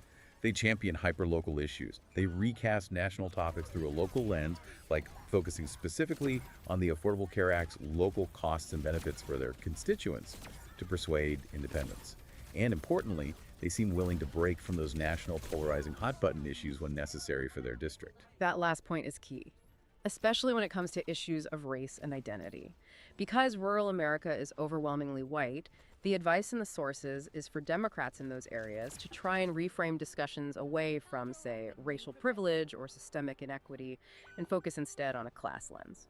Okay, so shift the dialogue away from polarizing national identity politics, which, as we discussed, feeds that perception of elite contempt, and instead focus on shared economic hardship. Like Tim Ryan did, emphasizing the exhausted majority left behind by economic changes. Precisely. It's about finding common ground on economic fairness and opportunity, rather than getting bogged down in cultural debates that tend to divide along geographic and educational lines. It's a strategic communication choice. Okay, so we've got this need for localism, maybe factions, a class-based message. How does all that connect to the bigger picture of the brand itself? This is where the marketing theory comes in, right? Exactly. We need to apply some branding principles here. Political parties, essentially, they function as brands. They act as synthesizers of meaning for voters. They provide shortcuts. And that affects how voters process political messages. This inherent value, this shortcut they represent, it's sometimes called party equity. Party equity. Okay, so that's like the stored up trust and association capital a party builds up over decades. Like how you think brand X means quality or brand Y means cheap. A voter uses that shortcut. Okay, candidate A is a Democrat, so she probably supports affordable health care, something like that. Precisely. It's a cognitive shortcut. And building strong party equity, a strong political brand, it requires several key components, according to the sources. These things correlate positively with overall brand strength. First, there's authenticity. That's the alignment between what a politician says their values are, what policies they advocate for, and critically, a lack of major violations or flip-flops over time. So if a politician claims to stand for the working class but consistently votes for policies widely seen as benefiting corporations, well, that authenticity gets severely damaged. Makes sense. And the second This, by the way, not any thing about trans people or homeless people, is why Gavin Newsom fails. I've seen conservatives talk about him in good faith. I've listened to them. I've talked with them and heard what they said behind closed doors. They like the affordability message. They don't like Gavin Newsom because he's coastal elite coded and therefore not trusted as a mascot for affordability. Right? This is such a different answer, an explanation than like any political faction is going to tell you. But you know, it's about making a brand and then having like a legit messenger, right? AOC is a great messenger for like economic populism because she, you know, was like, what was it, like a bartender, you know, like in New York, she's like a normal person. She can sell that. Gavin Newsom could make a pitch, but Gavin Newsom would not want to run on affordability. Gavin Newsom would want to run on like more of like a macho American excellence kind of thing, right? There are different angles he could take. Like there's more like anger and revenge. It's like, you know, you're picking a mascot. Think of it like a commercial. You got like the Geico gecko, right? We need our gecko. And it needs to match it and like gel with the brand. This is such a cool, different angle. And I'm so glad. These are the kinds of, I don't know. I know I have a bit technocratic approach to this analysis. These are the kinds of things I want to see investigated and explored. And I think personally, the winning Democratic brand should really use the Republican developing brand to hang itself, and then create a contrast to that. The more that Republicans can't help themselves and lean into this like supremacist, Gilded Age, robber baron, elitist, pretentious, like old school traditionalist thing based on Trump's personal aesthetic preferences, Democrats need to keep it simple and present, it's called the everyman brand archetype, which is really things like IKEA, right? Just like good basics, like the great value generic Walmart brand, that kind of thing. It's not flashy, it's not sexy. It doesn't need to be the super, we gotta own, fight back, you know, super hard aggressive thing. It's just, hey, the more they try to be this luxury, condescending brand, we just need to be the everyman, the everyday basics, common sense brand. That is the contrast campaign. And it really, really, really works. Oh, we lost. I tried. Oh, there's still time. I was fighting for my life there. So that, I think, is the winning angle. Let them paint themselves as, like, you know, this luxury elitist fancy country club. we'll just be the cheap brand for everybody. And that is a like 2/3 to 1/3 win people over. Most people will buy your thing. And it's really buying a thing. Like, that's kind of what it is. The component you mentioned was authority. Yes, authority, which is basically the ability to make promises and, crucially, to actually deliver on them. If the party promises, say, major infrastructure investment, but the bill fails in Congress, or if they promise to combat inflation but it stays stubbornly high, their authority erodes. People stop believing they can actually get things done. Both authenticity and authority need to be maintained to build that long-term party equity. You know, I found the distinction the sources made between brand identity and brand image really important here, especially now with constant digital communication bombarding us. Absolutely critical distinction. So brand identity is what the party intends to communicate, right? The carefully designed stuff, the planned messages. Yeah. But brand image is what the public actually thinks. It's shaped by unplanned messages, media coverage, social media chatter, memes, even misinterpretations. And when there's a big gap in incongruence between the two, like the party wants to sound like the party of the working class, but the dominant media image makes... Yes, Rob Flaherty's article for the Bulwark was put into my first like notebook that I read out, right? Which is like analyzing the campaign where it succeeded and failed. And notice the stuff he said, which is technical about like the actual operation and how their marketing and like stuff like that was separated into different silo divisions in different physical places for different platforms.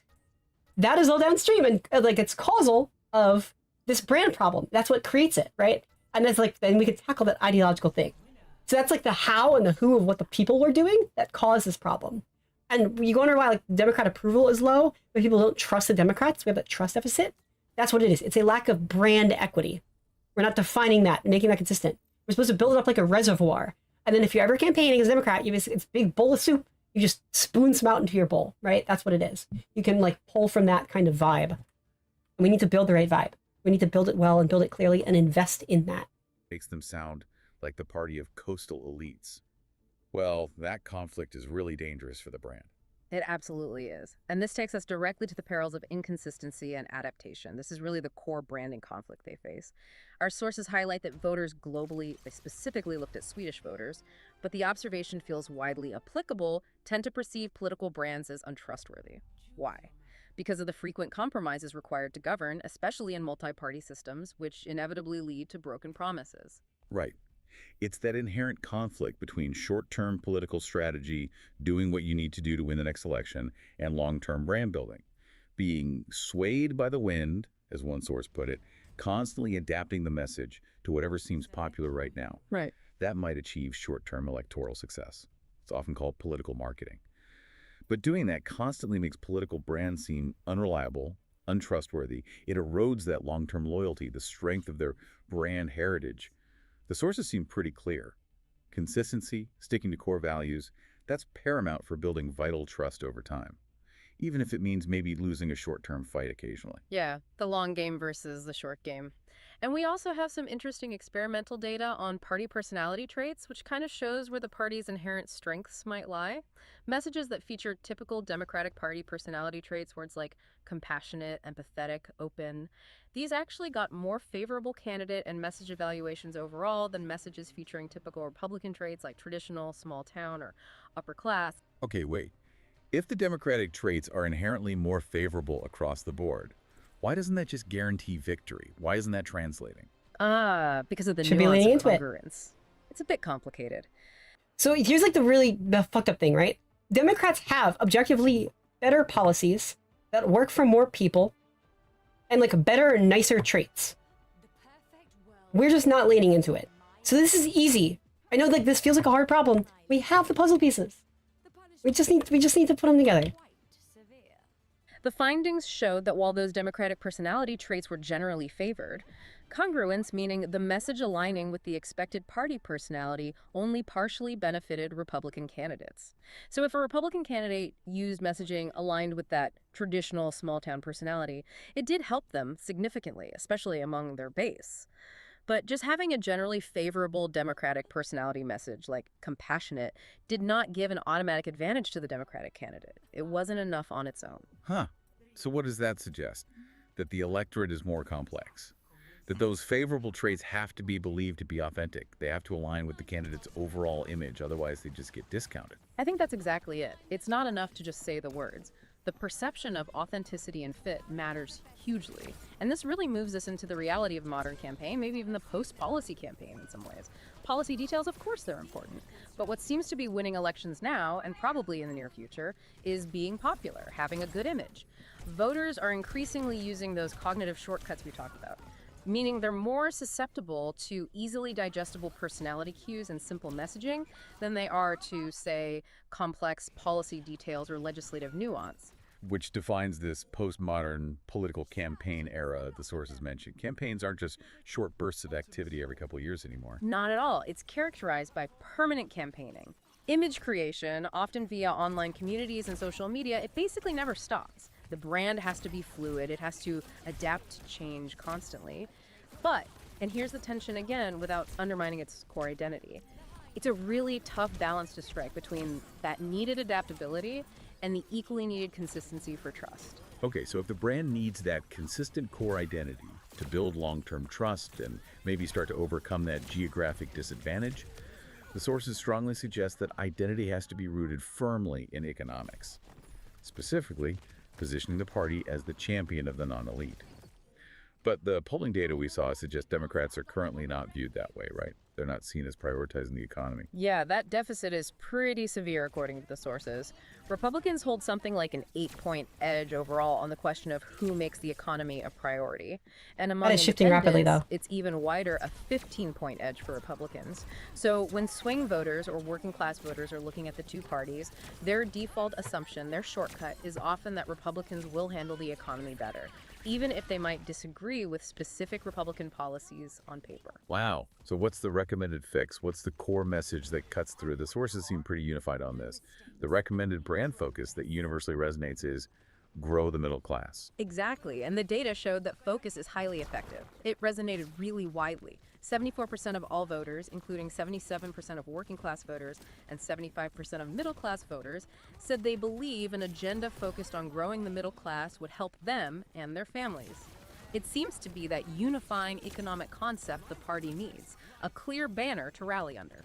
And the power of that phrase, grow the middle class, it seems to lie in its emotional elements too. It speaks directly to that need for a positive image we were just discussing. When the sources described focus groups talking about being middle class, voters didn't just talk about income levels. They associated it with really tangible goals, things far beyond inflation rates, like security. You see how this kind of seems to make sense too with like why Joe Biden won, where maybe Kamala Harris struggled? Because Kamala Harris was very much focused on just these pure emotional vibes.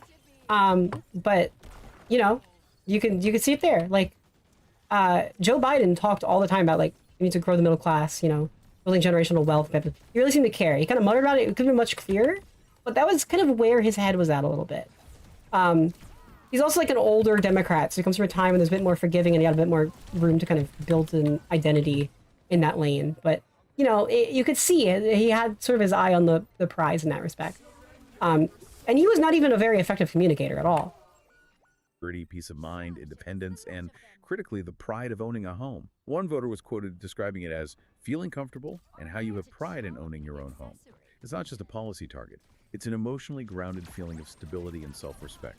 Absolutely. That emotional connection is key. Therefore, the winning economic messaging has to be actionable, highly relatable, and it needs to link the policy specifics directly to that feeling of emotional security. So when addressing something like inflation, the most effective response message, especially with swing voters, was found to be framing it as needing to stop price gouging by greedy corporations. That specific message won by 4 points over the more generic Republican-favored message of reducing government spending. Why? Because it assigns a clear villain, greedy corporations, and offers a concrete solution focused on the listener's immediate financial stress. Right, and that allows this is the a case party where it to may need seize a the little bit of anti-elite populism. narrative, doesn't it? But maybe redefining who the elite really is. The sources suggest the party should be calling out the real elite perceived to be responsible for economic hardship. You know, corporate CEOs raising prices, airline price gougers, big pharmaceutical companies, rather than getting stuck defending against the opposition's largely fictitious elite used in cultural attacks like coastal liberal elites or academics. Exactly. Take the narrative back, and the proof points for that narrative, they have to ladder up directly and specifically to that core promise of growing the middle class. This can't just be generic talk. The sources recommend campaigning relentlessly on specific popular actions, things like capping insulin costs at $35 a month, letting Medicare negotiate drug prices, hugely popular, stronger Buy American requirements, which apparently have 67% favorability, and cracking down on things like junk fees and airline price gouging that tested at 62% favorability. These are highly specific, often anti-corporate measures that directly address people's pocketbook concerns and simultaneously reinforce the brand's identity as fighting corporate greed, not just talking about it. And this strong economic focus seems absolutely essential because it's maybe the primary way to bypass what the sources call the culture war trap. We all know that cultural issues, sometimes specific academic vocabulary related to gender or race, things like that, they can become these incredibly potent hot-button issues. They genuinely move elections, often by distracting from fundamental economic concerns. The sources note in how issues like transgender rights were successfully brought to the forefront in the 2024 campaign, even though they weren't necessarily the central focus of the Democratic platform itself. Right. And the problem isn't always the party's actual platform on these issues. It's the effectiveness of, well, the Republican media machine, as one source put it. They are incredibly skilled at taking one comment, maybe from one low-level activist or academic, or one awkwardly phrased piece of guidance, and blowing it up, framing it as the entire Democratic platform. Think about how effectively labels like defund the police were used, or the sustained outrage campaigns over terms like birthing people in official guidance.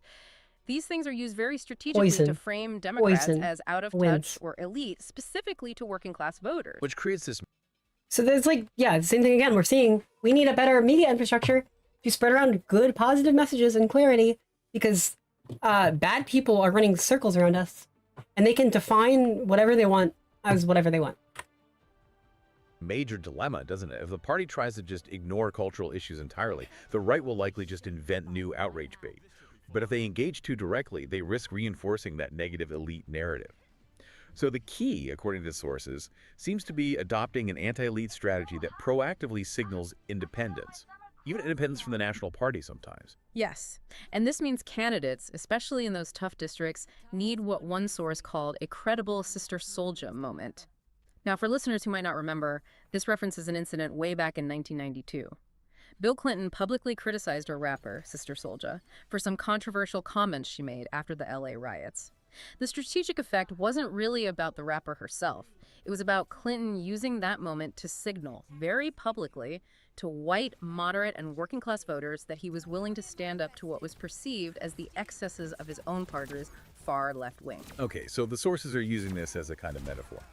Candidates need to find ways to credibly signal that they are not just robotically, as one source put it, aligned with the national party, especially a national party that many working-class voters are already highly skeptical of. Exactly. They have to show voters they're willing to break with national Democratic leaders or prevailing progressive talking points on key issues when it matters for their specific district or state. And the necessity of this kind of break is really underscored by this one finding. Only 40% of working-class voters thought Vice President Kamala Harris could stand up to extremists in her own party. Compare that to 65% who thought Donald Trump could stand up to extremists in his party. So to gain that working-class trust, candidates have to demonstrate they are willing to fight for their local constituents, even if it sometimes means publicly fighting against their own party's perceived most extreme wing or its most polarizing terminology. It's the ultimate form of localized authenticity, you could say.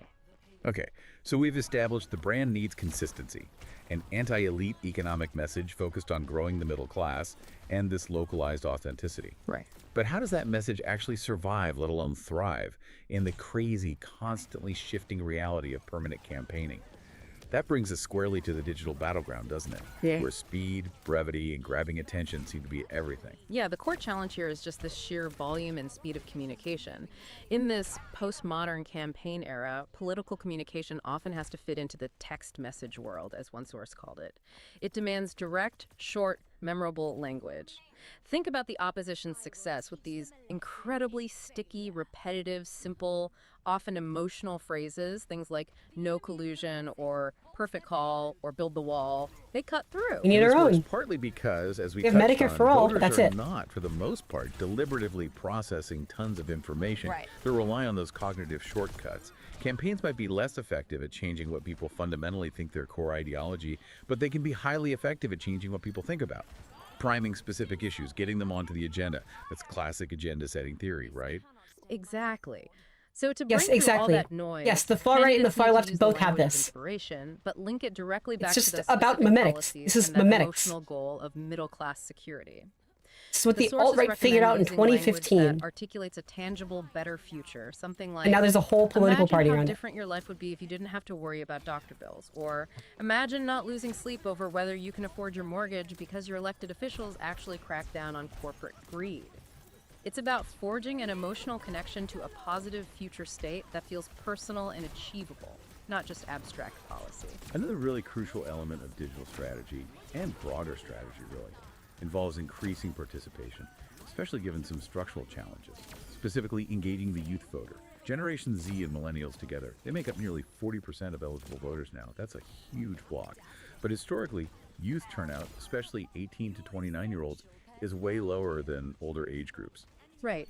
And the key tactic highlighted in the sources isn't just about flashy social media campaigns, though those have a place. It's about shifting focus from short-term election cycles to structural reforms that ensure long-term participation.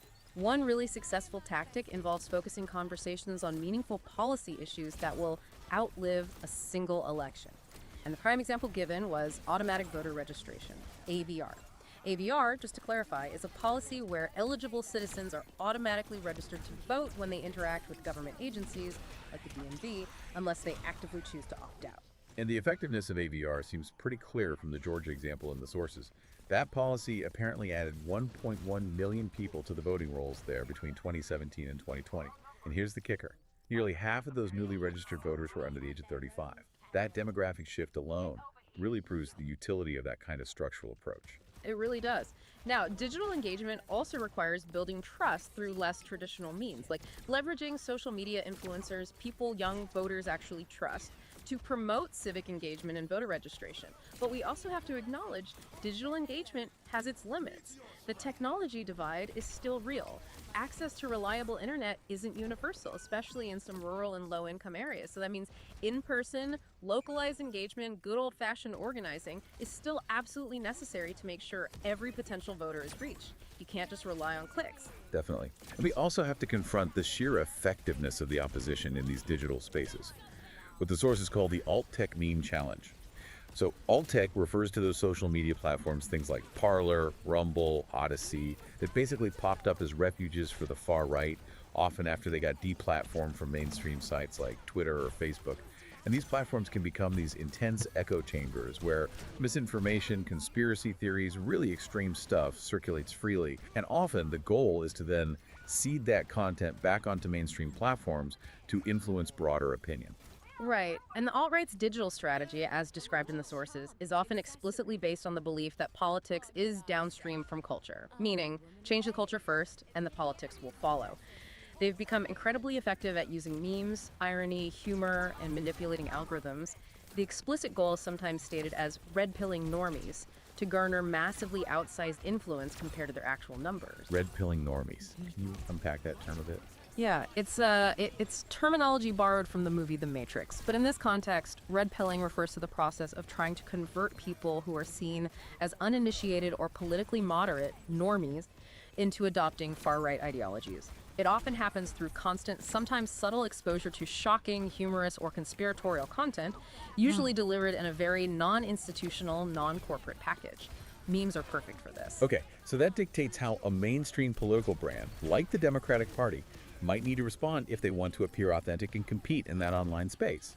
They need to adopt what one source called the vernacular solution, meaning to gain authenticity in meme culture, a big institution, whether it's a corporation or a political party, has to somehow stop acting so, corporate or institutional online. Exactly. It's a huge challenge for large organizations. It basically means surrendering a degree of message control, preferring fast, playful, maybe slightly ironic communication over slow, carefully vetted institutional responses.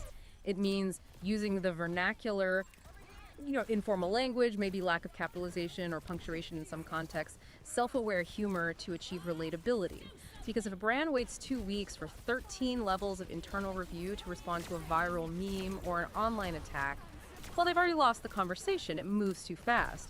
And you have to keep this authentic, playful act up constantly because every single interaction online contributes to the overall brand image. And this whole fluid, fast, often messy digital environment is made even more complicated by the misinformation environment. This was a big focus too. The sources point out that once people form beliefs based on misinformation, especially on highly polarized issues that connect to their identity, those positions become really sticky. They get... Okay, sorry, I'm reading chat. Hi, Gonzalez. Okay. Huge fan of your content, which affects your reviews. Thank you. In my personal circle, there's still lots of talk of a more brute force takeover of politics. Sorry, playing Overwatch at the end here. You think there's any validity such tactic, or is it smarter to continue to play the game we're currently playing, where the Republicans use their own politics? Sorry, I'm getting to it. Fuck. Republicans use their own politics against us because we have to be the good guys and do the right thing, and they don't. At what point does playing a losing game become a bad idea when the system needs a complete overhaul? Okay, so yeah, we do not need to become assholes. We just don't. You can look at the data, right? I've been branded this account, you know, kind of confrontational, edgy, and coming in hot. It has a limited reach, actually. So the first general factor is there is MAGA burnout. People are sick of evil. It's boring. It's overplayed.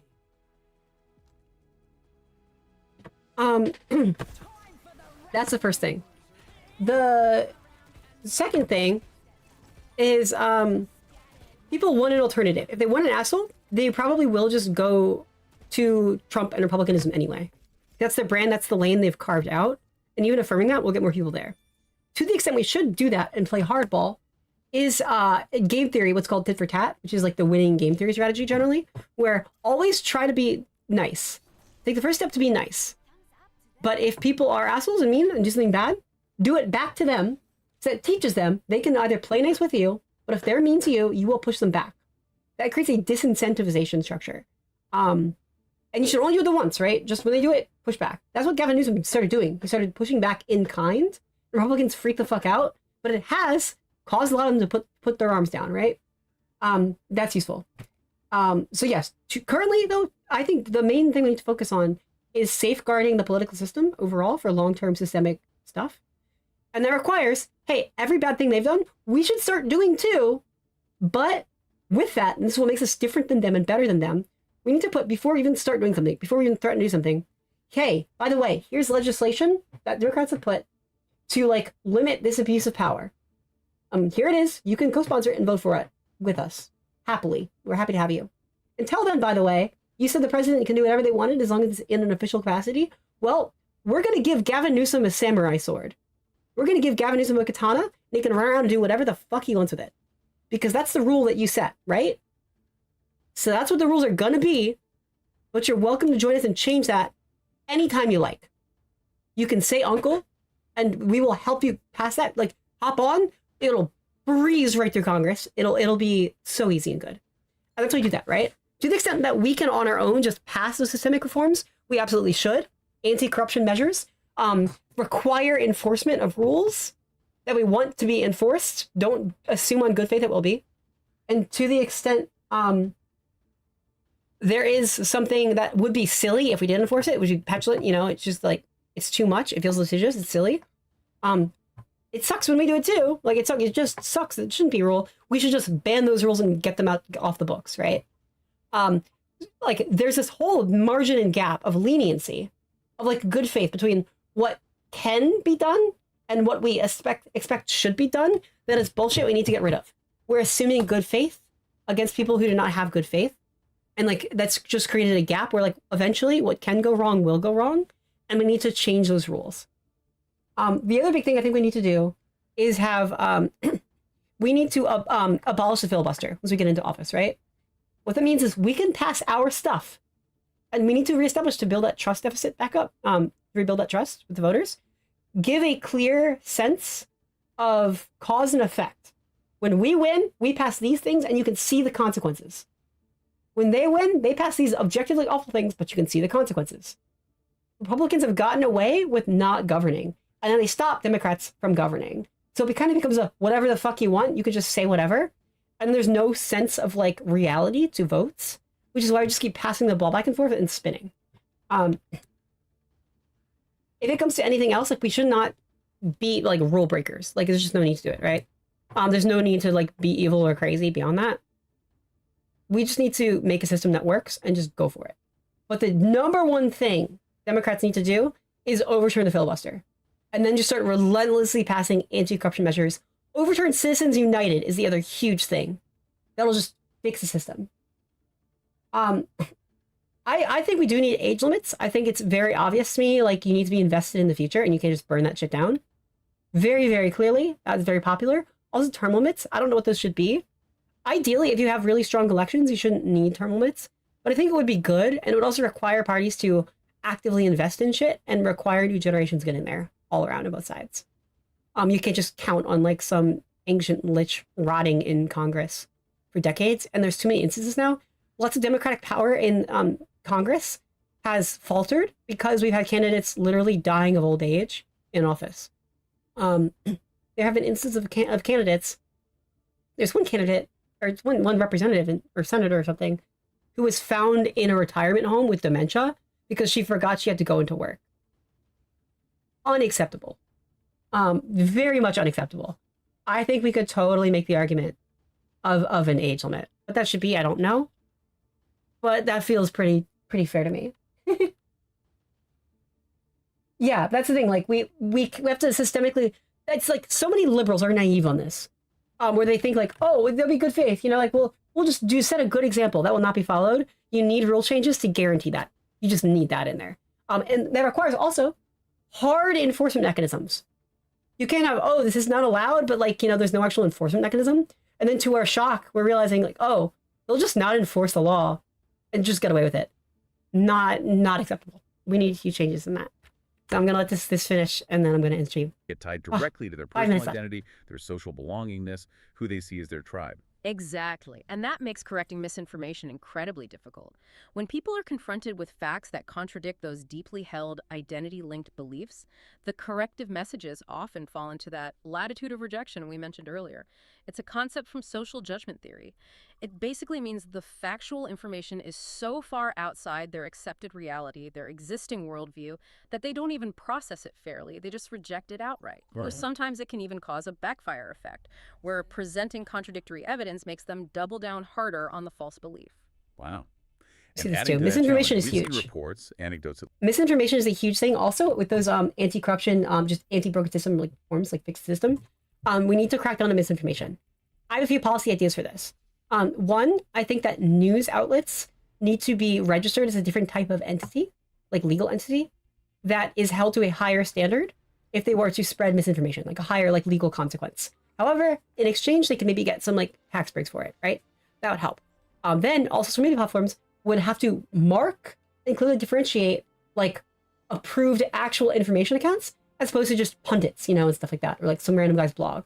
This would help us at least identify what we can consider to be information versus not in a nonpartisan way. That'll help. AI content needs to be marked. And I also think that country of origin needs to be marked. When it comes to online spaces, there's 3 groups we need to worry about. The first are like paid grifters. I think paid messaging also needs to be marked. Paid grifters need to be marked. Then there's like AI like bots, like foreign bots on bot forms. Get that the fuck out of there. Then there are so we're identifying like journalists, right? We're sorting like, you know, nonsense from what is reasonably held to be fact or can be sued into dirt if it's not fact. We can differentiate organic accounts from bots. We can differentiate Americans from non-Americans because, you know, we need to just get the fuck out of here. You don't even go here. I think that's important. The last group is like there are coordinated snarkers, Kiwi farmers, harassment campaigns, going back to Gamergate, which is now becoming a bipartisan issue, where people coordinate messaging and fake a presence and support for a belief that's not really there. That is harder to deal with, but that we could deal with like by calling people out socially if we were to kneecap all the bot forms and foreign actors and misinformation spreaders around them. Would really help us navigate like legitimacy more. And then we could just focus our efforts on like, okay, these people are socially colluding to like spread a fake message. and you can tell what's a paid message and not, would really, really, really, really, really help. It doesn't solve the problem, but it helps us navigate the problem in ways that aren't like censoring free speech, you know? You can say whatever, but we need to know who's talking. Is this a bot? Are you an American? Are you paid for this message? Really, really needs to be big reform. That's sort of like marketing reform. You need to disclose if you're paid to talk about and promote a product or a service, but not for paid political messaging. There's a whole complex on the right. The left fucking does not have this. Tom Steyer's trying. Billionaire Tom Steyer is paying influencers to do ad reads for California. And it's, that's a little sus, and I'm not a fan of that. But, that is an aberration and not the rule on the left. On the right, it's a industry. It's ridiculous. At least from users saying their mainstream feeds like Facebook seem to be suddenly flooded with right-wing memes and misinformation. Content they never followed or asked for.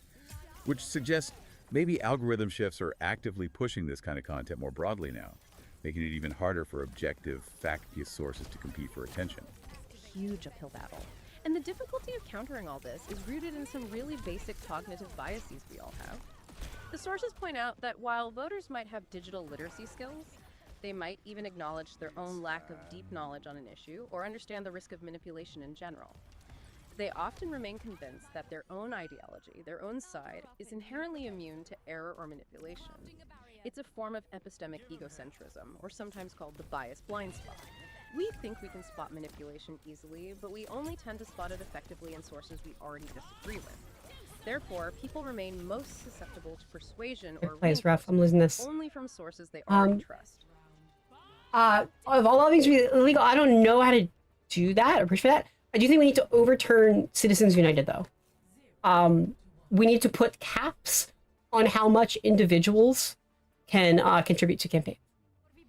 And we need to stop letting them do it through corporate shells and then throw infinite money at campaigns. It's clearly anti-democratic. It's clearly just a fucking problem. We need to get rid of that. People harp on APAC a lot, but I think we need to really crack down on all issue-based PACs, because APAC is actually the third biggest. The number one biggest, can you guess what it is? What's worse than APAC? It's realtors. You wonder why housing is so fucking expensive? It's because realtors have a say in it, right? NIMBYism is so fucking baked in. Fuck that. I want to build lots of affordable housing, flood the market with supply, which will decrease demand and lower costs. But that's the biggest thing. I forget what number 2 is. It's maybe some Elon Musk shit. Lots of the conservatives just have big pools of money to throw at shit. It's really, really, really bad. But yeah, no, but fuck them all. Fuck them all. We need reform on PACs, and economic contributions. I think that'll really help. That and just closing paid messaging. Oh my god. Social media is a hellscape. And then yes, restoring the media fairness doctrine would be great as well. Yes. Which brings us back again to the paramount importance of achieving high source credibility, especially for those local candidates trying to build trust in skeptical communities. Who you hear the message from matters just as much, maybe more, than the message itself. #outro. Okay, wow. This deep dive has been incredibly comprehensive. We've really covered a lot of ground. Everything from the absolute necessity of permanent campaigning in the modern era, the theory behind party equity and brand trust, all the way down to the structural problem of geographic concentration, the tactical imperative of cracking down on specific things like junk fees, and even the need to adopt a kind of vernacular social media style to compete in the ongoing cultural battleground online. Yeah, it really revealed, I think, that the path forward for the Democratic brand, according to these sources, seems to involve this really sharp focus on an anti-corporate, grow-the-middle-class economic message. That seems central.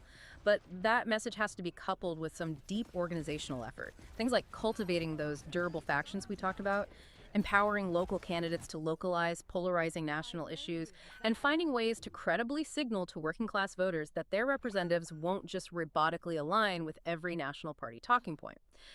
Not just tax the billionaires, okay? Tax the land. We need to tax land and other actual wealth storing assets. Just taxing billionaires' wealth, they can store it in other forms. Tax their stocks, their art collections, the weird shit that they use to get around the system. Income tax is broken.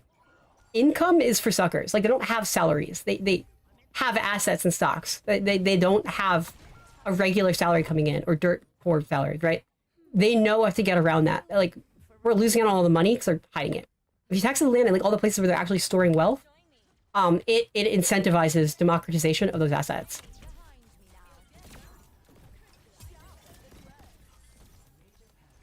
And crucially, the sources really emphasize they have to address that geographic and class alienation first, or at least simultaneously, not just focus on winning the cultural arguments. So wrapping this all up, what does this mean for you, the informed citizen, the listener, trying to make sense of this massive strategic challenge facing one of America's two major parties? Well, I think the core conflict that just emerged again and again throughout our sources is this constant, maybe unavoidable tension. It's the tension between the need for consistency, because that's what builds long-term brand trust, loyalty, that valuable brand heritage, and the intense pressure for rapid adaptation, which is absolutely required to win short-term elections, to respond to immediate crises, and just to keep up with the fluid, incredibly fast-paced nature of digital political marketing today. In this game. Finding the right balance between those two opposing forces, consistency and adaptation, that really seems to be the yeah, a wealth tax is kind of a one-off thing that does not systemically help anything or like really make sense. Like, what are you incentivizing, disincentivizing there? Like just yeah, like the bird said, like the one-time thing, it is more performative. It's not a systemic solution. Even a progressive income tax is better, and I really like the new proposals to like actually just lower income, or like honestly don't have any federal income tax for like working class people. Makes sense. It's intuitive because people like lower taxes. It's the most clear cut, like direct. They understand that the most. You can make it up in other ways. But yeah, we need like just way more progressive taxes. I prefer the ultimate progressive tax system, which is Georgism. But we'll get there. And there's lots of digital assets too that aren't land these days that we need to account for. America's complicated and big. So Georgism is gonna have limited use, but stuff like that. Yeah. But yeah.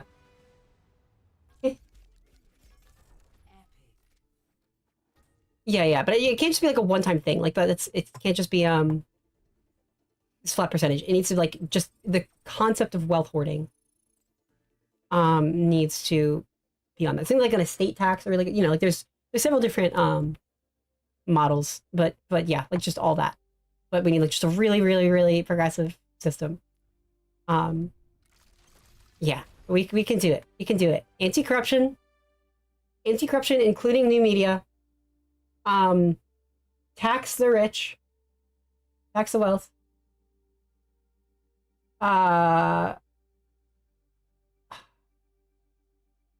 Totalitarian. I don't like totalitarianism. No totalitarianism, no authoritarianism. There are ways. Tax the land.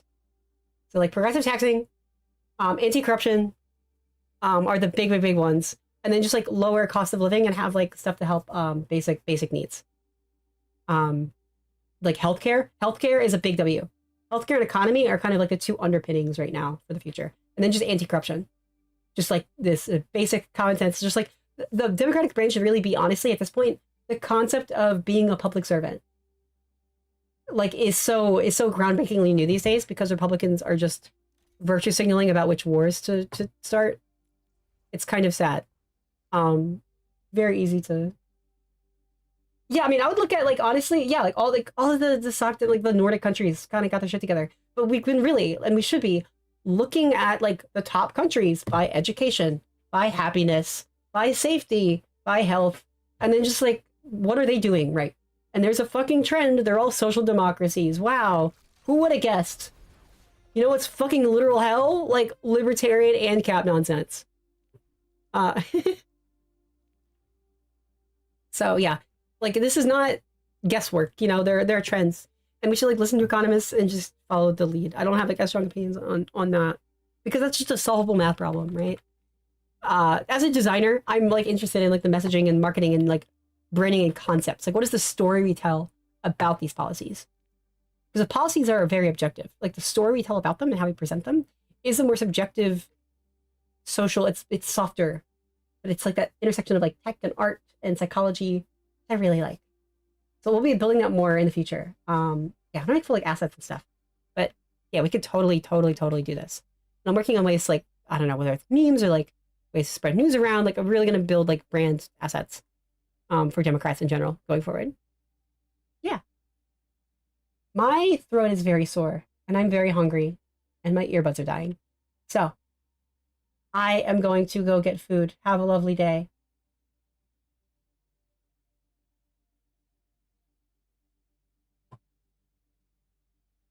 Oh yeah, one last thing. Yeah, I believe in the I guess would be liberal socialism.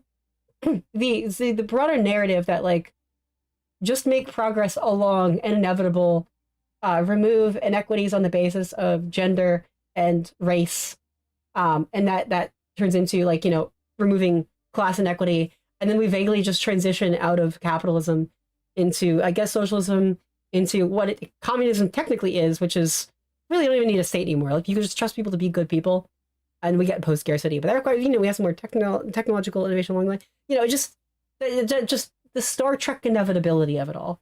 That's what I believe in. You know, but whatever feasible steps we can make. Yeah. So have a good day. Bye, everybody.